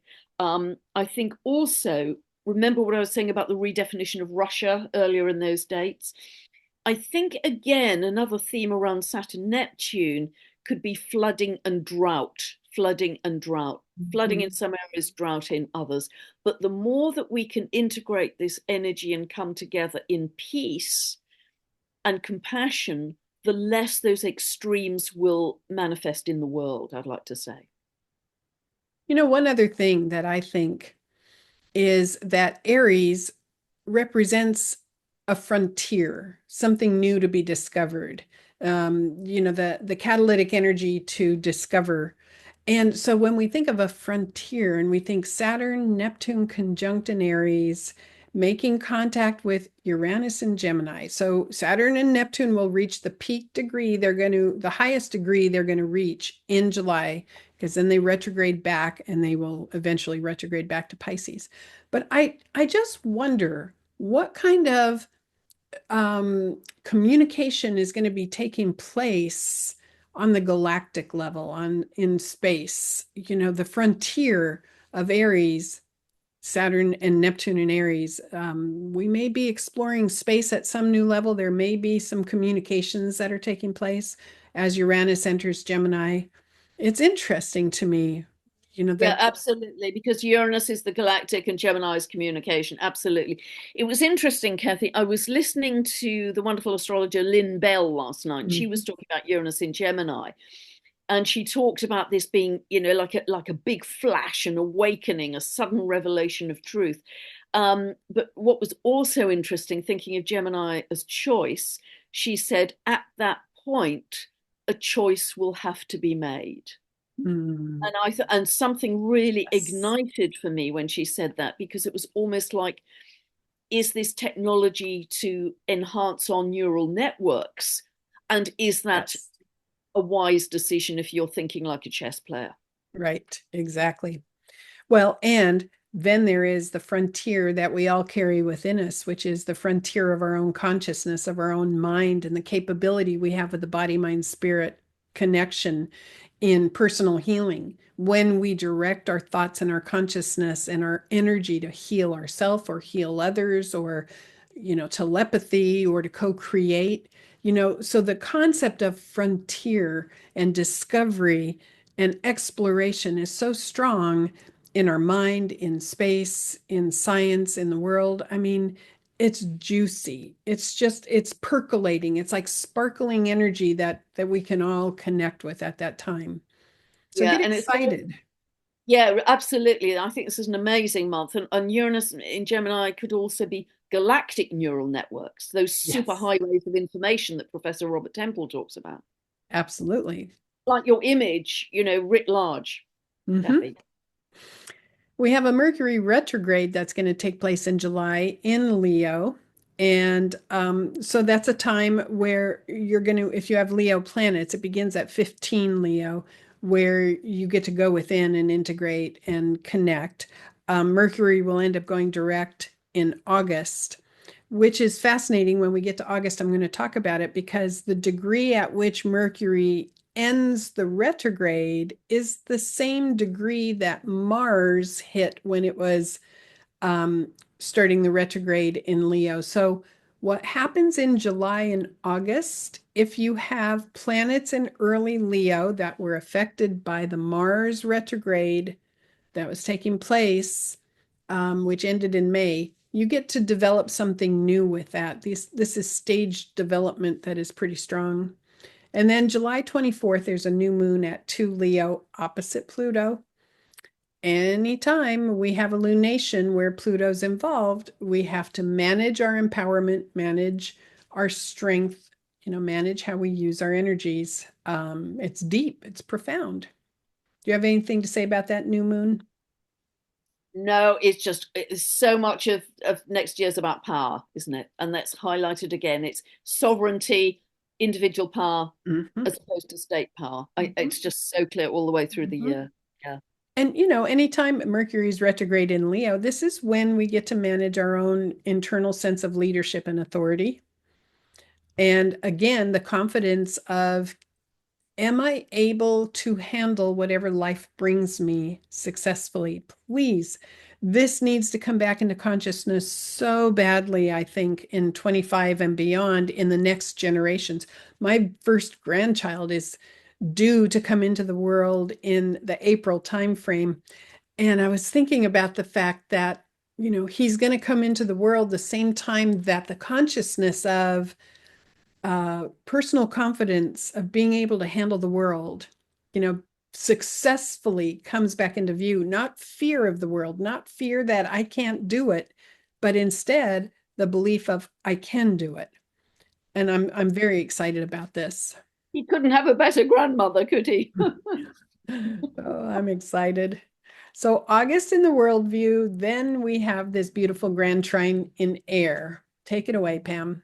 Yeah, this just feels beautiful. This feels so exciting that the Mars is in Libra is activating that Uranus Pluto trine. That Uranus Pluto trine will run for the next 2 years. So this is an activation point, and it's wonderful around ideas, innovation, science, communication, internet, aviation, but in harmony with the Earth, Libra.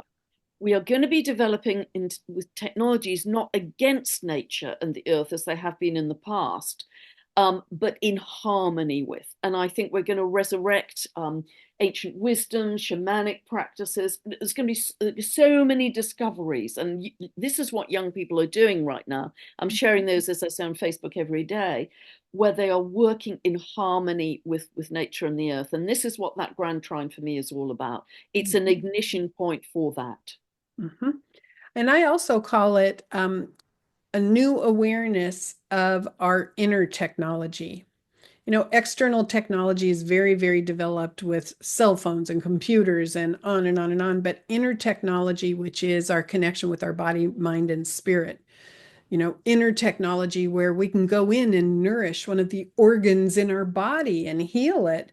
Inner technology where we can energize what we want to come into our world, what we want to achieve, and that is already within us. And this grand trine in air just opens this delicious time frame where it flows easily, easily. I'm looking forward to it. Very different energy, doesn't it, to the first few months? Very different.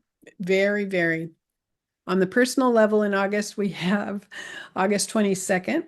We're going to have a new moon in Virgo, which is square to Uranus. So anytime we have a lunation that is involving one of these outer planets, it always makes a very strong statement. So the new moon in Virgo squaring Uranus, we get to, yeah, the new moon in Virgo and early Virgo. There we go. This is a time when we get to really internalize our own sense of freedom and individuality. I would say at this new moon in Virgo, feel free to be unique. Feel free to sing your unique song, to be who you are, to speak up if you need to speak up, to be unusual. I will never forget, I decided to go gray before it was fashionable many years ago. And it was a bold move on my part. And I said, I just don't want to have to dye my hair anymore. I'm going to go silver. And I remember people looking at me strangely. I remember some people saying, wow, that's a very brave choice. But it was a unique signature I needed to do. And I'm thinking of this with this new moon in Virgo. Be who you are, make your personal statement on the personal level.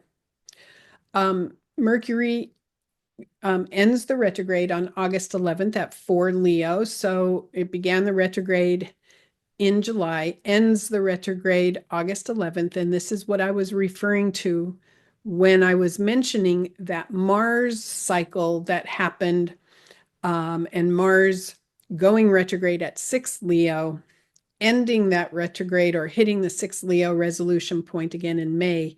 So pay attention to what was going on in your life back in, let's say, November, December, and then again in May.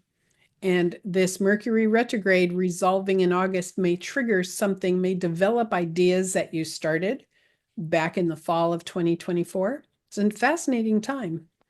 And then August 27th, we have Venus opposite Pluto.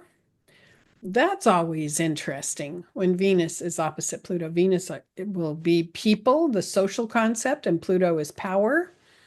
Um, it can support the new moon in Virgo on August 22nd, which says, I have the courage to be myself. I have the courage to be authentic, and I'm going to speak up when I want to speak up. Well, Venus opposite Pluto would be empowered social energy. What do you have to say about the Venus opposite Pluto in addition? Yeah, just on a global front, I'd say fundamental changes in wealth and currency. It's, August, I think we're still under the beams of a lot of positivity, but August, it's a little bit of jiggling in the foundation of things. There's movement, there's power movement happening in August Yeah. with those energies. September, boy, there's a lot of energy happening in September. So Saturn retrogrades back into Pisces. I think again we could see regulation Saturn around the seas, who owns the seas, because that's a bit of a blurry area. Fishing, shipping, ethical questions around immigrants and immigration, the underprivileged in general. I think we could see ancient buildings, cities, temples emerge from the sea. I think that could be quite major. And also remembering this idea of legislation that protects those people on the periphery. It was interesting going back to a previous cycle of Saturn at this point. Alcoholics Anonymous was founded in 1935 at this point to help to protect them, to manage their Mhm. alcoholism, their addiction, Pisces. Then we have a lunar eclipse 15 of Pisces. It's interesting, both the lunar eclipses this year, I believe, are total, Kathy, so they're very strong.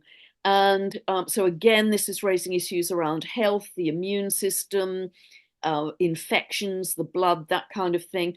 This is at the same time that Uranus is moving stationary retrograde. So we have an incredibly strong Uranus at the same time as this lunar eclipse. So that will be absolutely fascinating to see what is being revealed, particularly around health, because eclipses are also times, yes, that either the sun or the moon are blocked for a period, but then there's a period of revelation after that.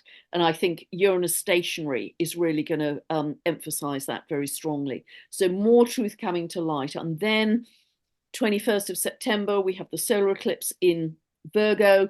And that, of course, is also on the world axis, And we're going to show the chart of that in a second here. which is going to be absolutely fascinating. And so, what is developing in a new way around health? What new healing techniques. I mean, there's so many healing devices and techniques already out there.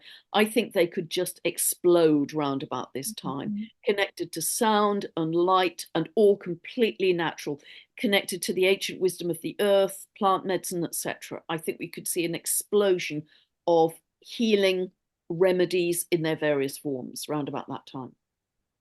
Yeah, because it's also interesting. The new moon in Virgo in August um, correlates and is connected to the solar eclipse in Virgo in September.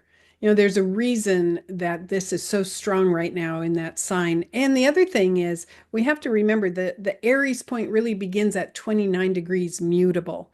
So 29 Virgo for that eclipse is hitting the Aries point. And Saturn, isn't it fascinating? Saturn backs up into Pisces in the same month when we have an eclipse in Pisces and then the Virgo eclipse. I mean, there is such an incredible intelligence about how these energies are working and what they're trying to develop. So let's Yeah, look because at the very, eclipse. I set it for London.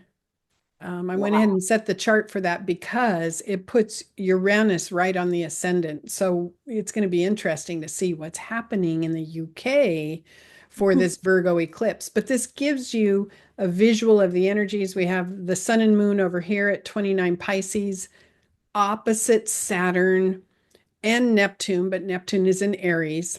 We have Uranus still in Gemini, but right on the ascendant um, for London. Um, this is a highly charged eclipse. It sure is. And because obviously the sun and moon, by definition, are on the world axis, um, and this is a whole initiation period, as we've been talking all the way through. And yet, when you have an opposition, it's like something or someone trying to work against you. So Saturn being the old traditional structures, there may be some, and that's highlighted really by Pluto on the midheaven. What is working against that kind of rebirth for humanity? And how well are people taking that with Uranus on the ascendant? Not very, I would say, not very. Mhm. Mhm. There's a very revolutionary energy here of saying, enough, we're not doing this anymore. When Virgo is used at the highest level, when it is lived at the highest level or the most positive level, then we get service, we get humility, we get efficiency, we get precision. It's very, very beautiful energy. Opposite Saturn and Pisces, Pisces working at that highest level, you also get humility, you also get service, and you get compassion. So, that consciousness may be within all of us of wanting to engage service and humility and compassion. But the shadow side, if there's tension, the shadow side can show up at any time. And the shadow side of Virgo can be criticism, that nitpicky, that, the editorial eye, seeing what's wrong instead of what's right. And the shadow side for Pisces can be blaming other people or, placing blame outside and not taking responsibility. Um, or feeling victimized.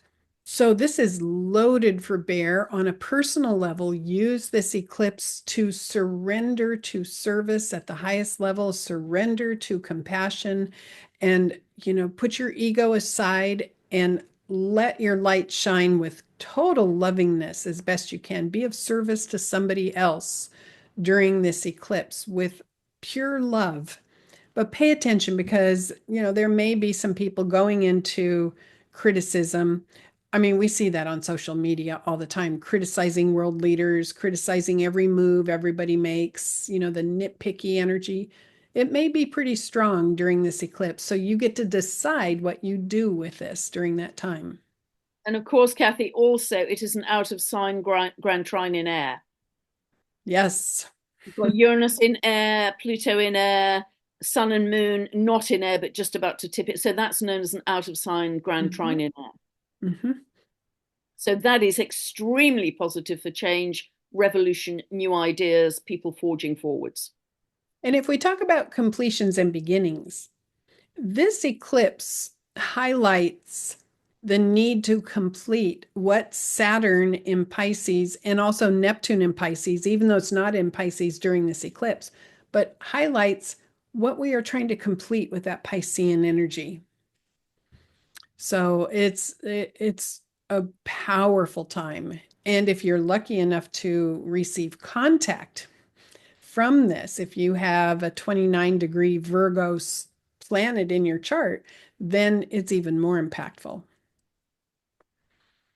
September on the personal view, Mercury is going to enter Virgo September 2nd and will stay in Virgo until September 18th. Mercury in Virgo is so wonderful. Mental acuity is strong. Our analytical energy is strong. This is, when the need to analyze or research or come to new ideas. Mercury in Virgo works so well. And then on September 22nd, Mars enters Scorpio, and Mars is very powerful in Scorpio. It's the strongest place Mars can be in my mind. When Mars is in Scorpio, we need a mission to accomplish. That's when our energy is just laser hot and strong. And it'll stay in Scorpio from September 22nd to November 4th. So I like the fact that in September, in addition to everything else that's going on, we have Mercury very strong and later Mars very strong. The eclipse, or not eclipse, I'm sorry, the Libra equinox takes place on September 22nd, and I just randomly chose to set it for Washington, D.C. It's not that there were any planets on angles, but I wanted to at least just show the chart for the Libra equinox, and that's when the sun hits 0 Libra. And the reason I wanted to show it is because it's exactly opposite Neptune. This is, I mean, that's pretty spectacular. And Mars is square Pluto, and Venus is square Uranus. Tremendous drive for freedom here, don't you think, Kathy? Thank you. I was at a loss for words for a second because it's so big. Yeah. Tremendous drive for freedom. Yes. Aries is independence, freedom. I want to do it my way. Aquarius, very strong freedom energy, ruled by Uranus, squaring Venus. Gemini is also to do with freedom, non-conformism. I'm not going to go along with the crowd. Mars, as you say, Kathy, is absolutely on a mission and driven. This is such a power-packed Libra equinox for freedom. This is a freedom movement. Echoed and resounding over and over and over again in this chart, mixed with that beautiful Neptunian energy, though. So it can also be creativity, creative problem solving. But you want to point your energy to get something done during this time. Again, Mars and Scorpio, this is not when you want to be sitting around just thinking. You want to be moving and using your muscles and achieving things. But the creative potential for this equinox is very strong with that Neptune there too. Yeah. Beautiful. Okay, October worldview, and here we have the graphic again of the pendulum swinging. Wow. I mean, the endings, beginnings just keep going. I mean, such a great theme for this whole presentation. But yeah, on the 14th, Pluto moves stationary direct at 1 degree of Aquarius.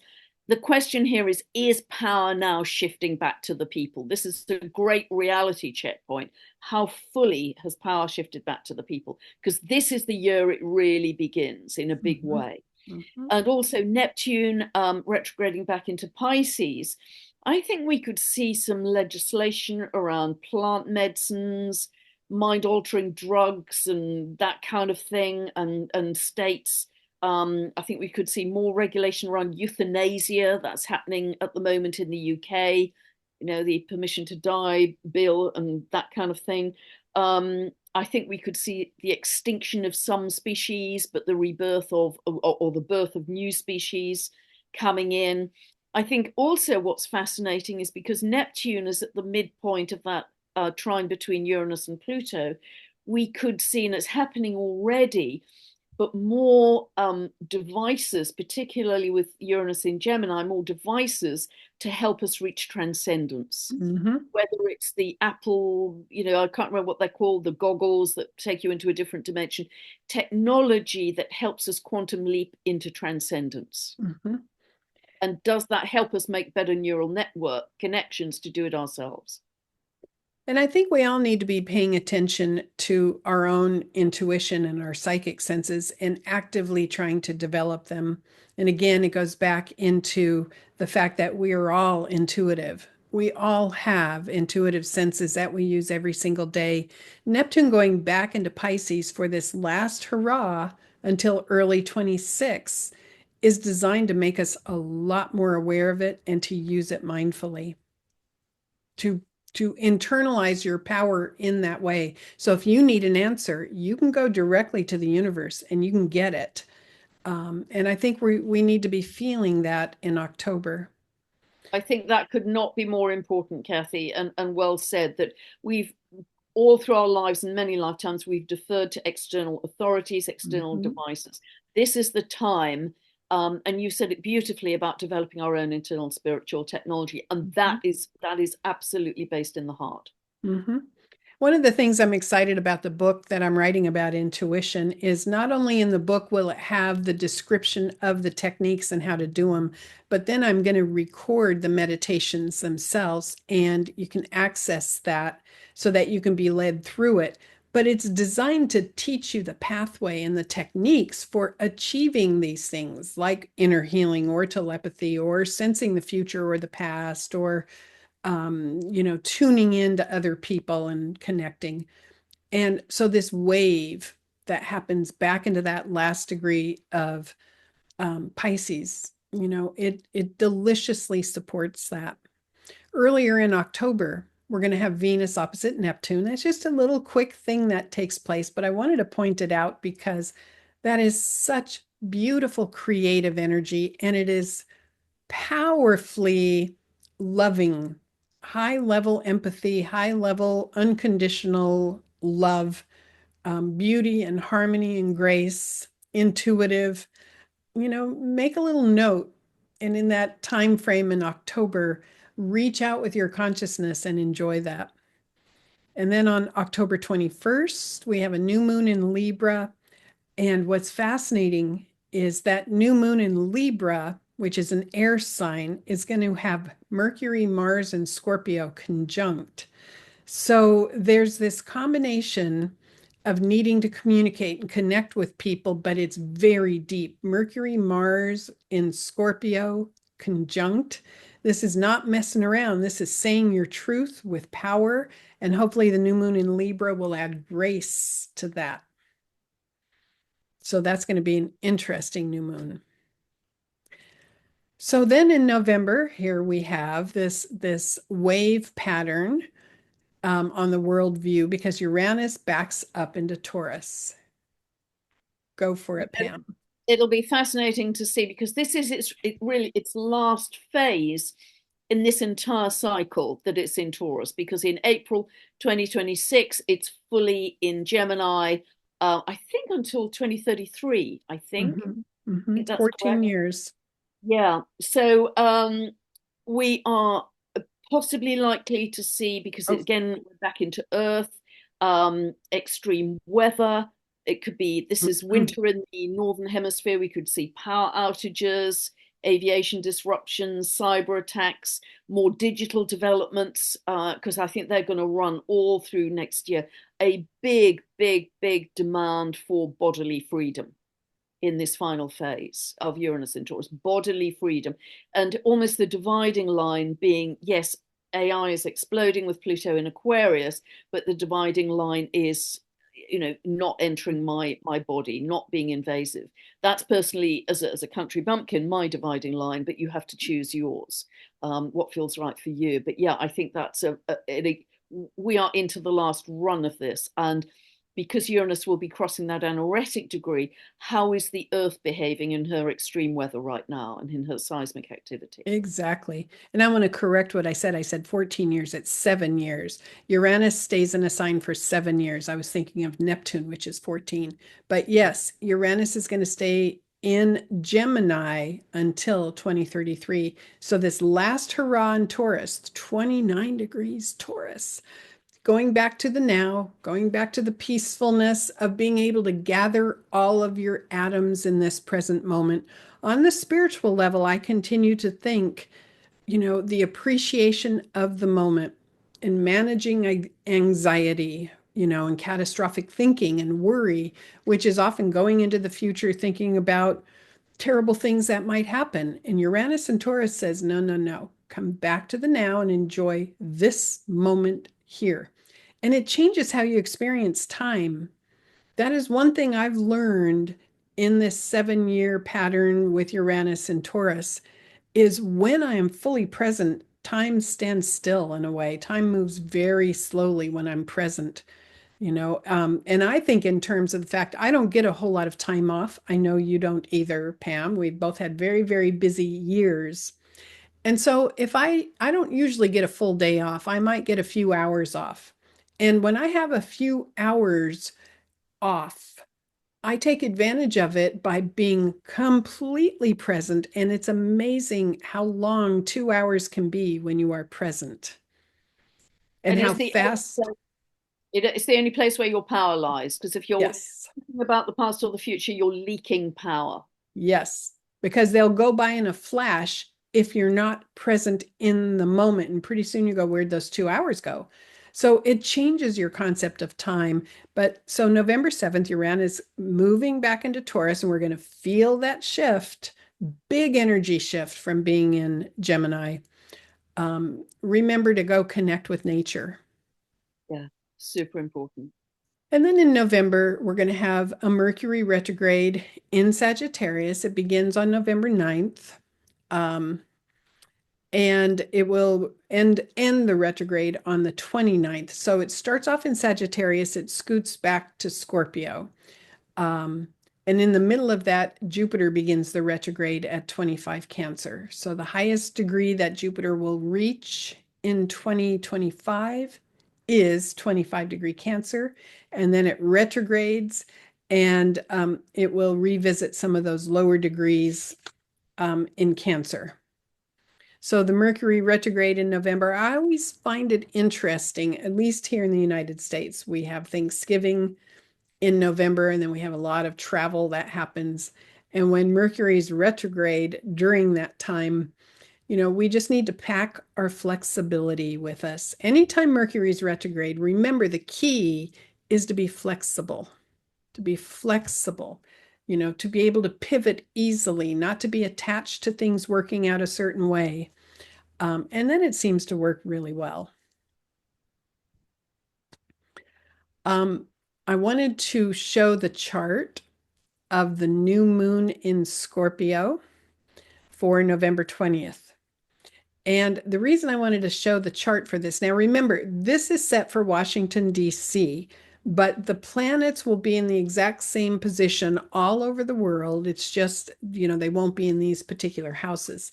But for the U.S., on November 20th, this new moon in Scorpio places Saturn right here on the descendant, the seventh house cusp, and Neptune.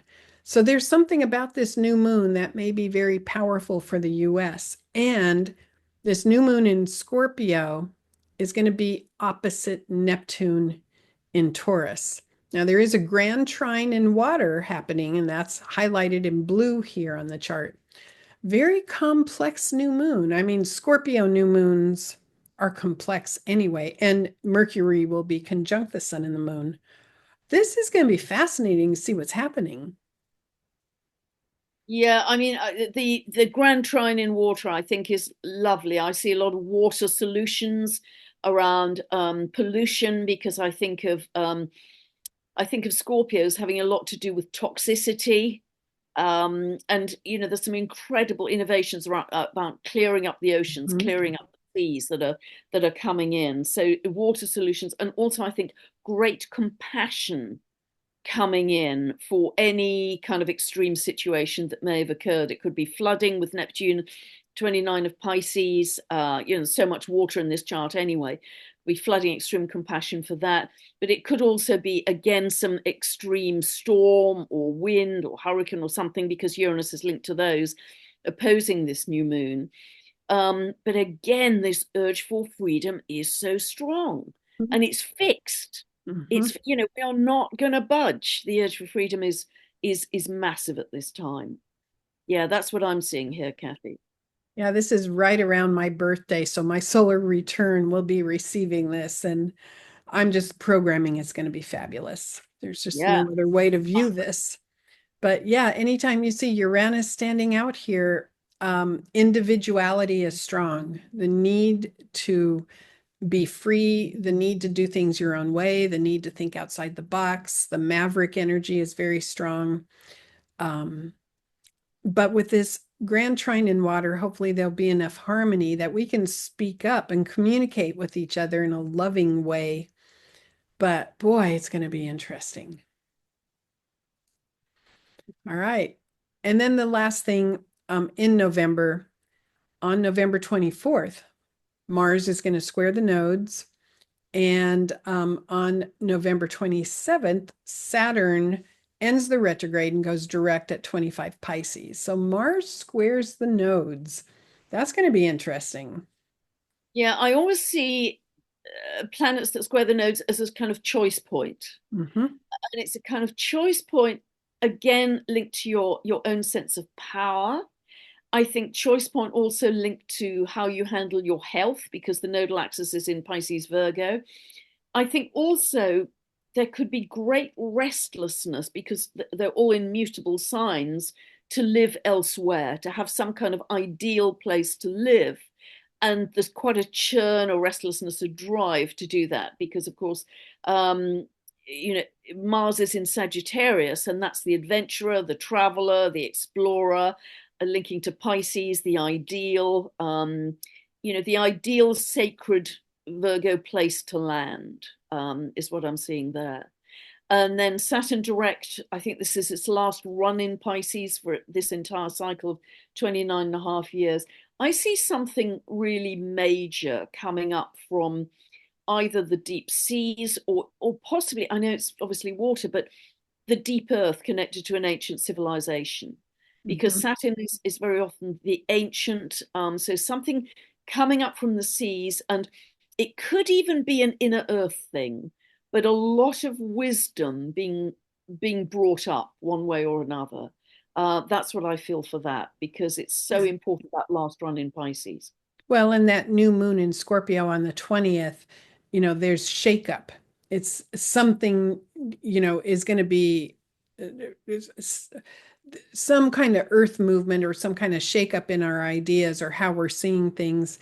And, this Mars squaring the nodes, Mars in Sagittarius squaring the nodes.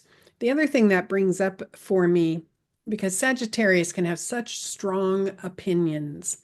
And when there's not flexibility with our opinions, then we fight and we get into polarization and we get into this nastiness that happens.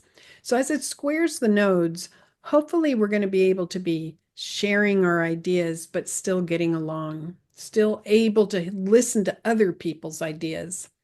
So November is a fascinating month with Saturn um, going direct in Pisces and that powerful new moon on the 20th. I think it's going to be pretty exciting. And Mercury retrograde, there's a whole lot going on in November. Which brings us to the last month of the year. Oof. Well, And Neptune going direct on 29 of Pisces, the last gasp in Pisces in its 165-year cycle. So a lot could be coming up again about the seas and flooding, about our own sense of spirituality, in a very major way. And recognizing, and I mentioned this before, but this is kind of the real culmination point of recognizing how malleable our reality is, that tomorrow is not yet formed. It's not a film set we walk onto. We are creating tomorrow right at this very moment, discussing this. It's plasticine, it's modeling clay, and really stepping into your spiritual authority in recognizing that. And then the new moon at 28 of Sagittarius, I mean, that's pretty much smack on the galactic center. And there's a great sense, I think, of a whole new world with this. The beginning of a whole new consciousness is dawning at this time, because this is really running into the Capricorn solstice the next day. Of that is setting up the tone for the next 3 months, running into that very important 20th of February 2026, when there's an exact to the minute Saturn Neptune conjunction, which is a whole new episode for humanity. So to me, this is energizing this new level of consciousness, this new episode for humanity, which is incredibly exciting. And the other thing to say is, we've got this running sextile now between Neptune and Pluto for the next couple of years at least. The seed point for that was in 1891 to 1893, when they were conjunct. And that was the development of quantum physics, chaos theory, fractal mathematics. So I think we're going to see an explosion of new discoveries around our view of the cosmos, the universe.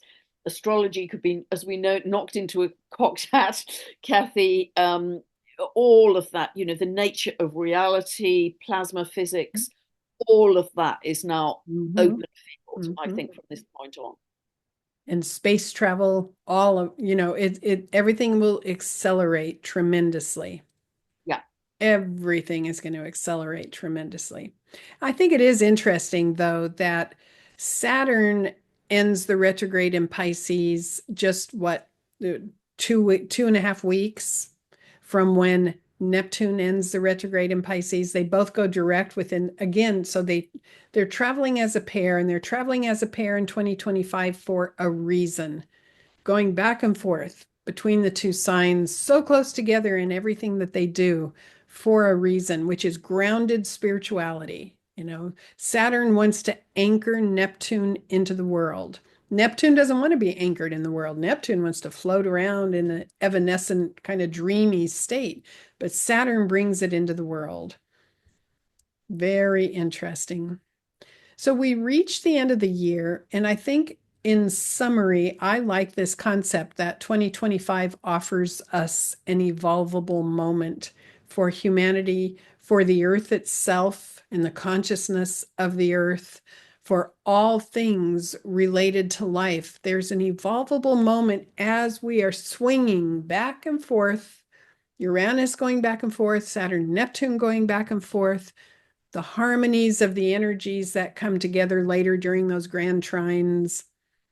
It's an evolvable moment, and I'm so excited about 2025. I want to jump in with both feet and grow as much as I can possibly grow.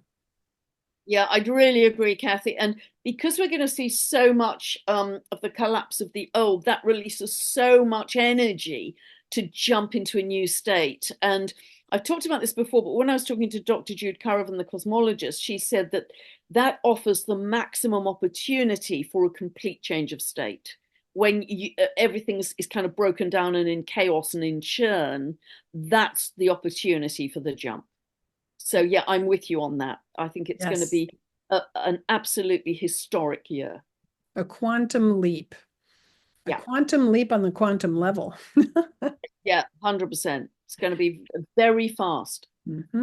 Completions and beginnings. So on many levels, not only in culture, not only in science, not only in spirituality, but personally also.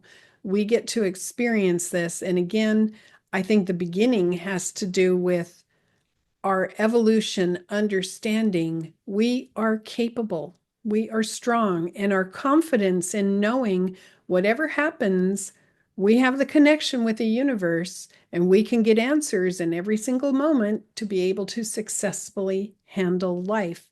And when we have that foundational level belief system and confidence, how we go through life changes dramatically. 100%. Fabulous, Kathy. Loved going over the jumps with you as yet again. It's going to be fascinating to see how it all unfolds. It absolutely will. And thank you, as always, for being part of this. I really appreciate this. And it's amazing how fast the year went by. And hopefully, we'll do it again for the next year. And it'll be here in just a heartbeat, it seems. Yeah.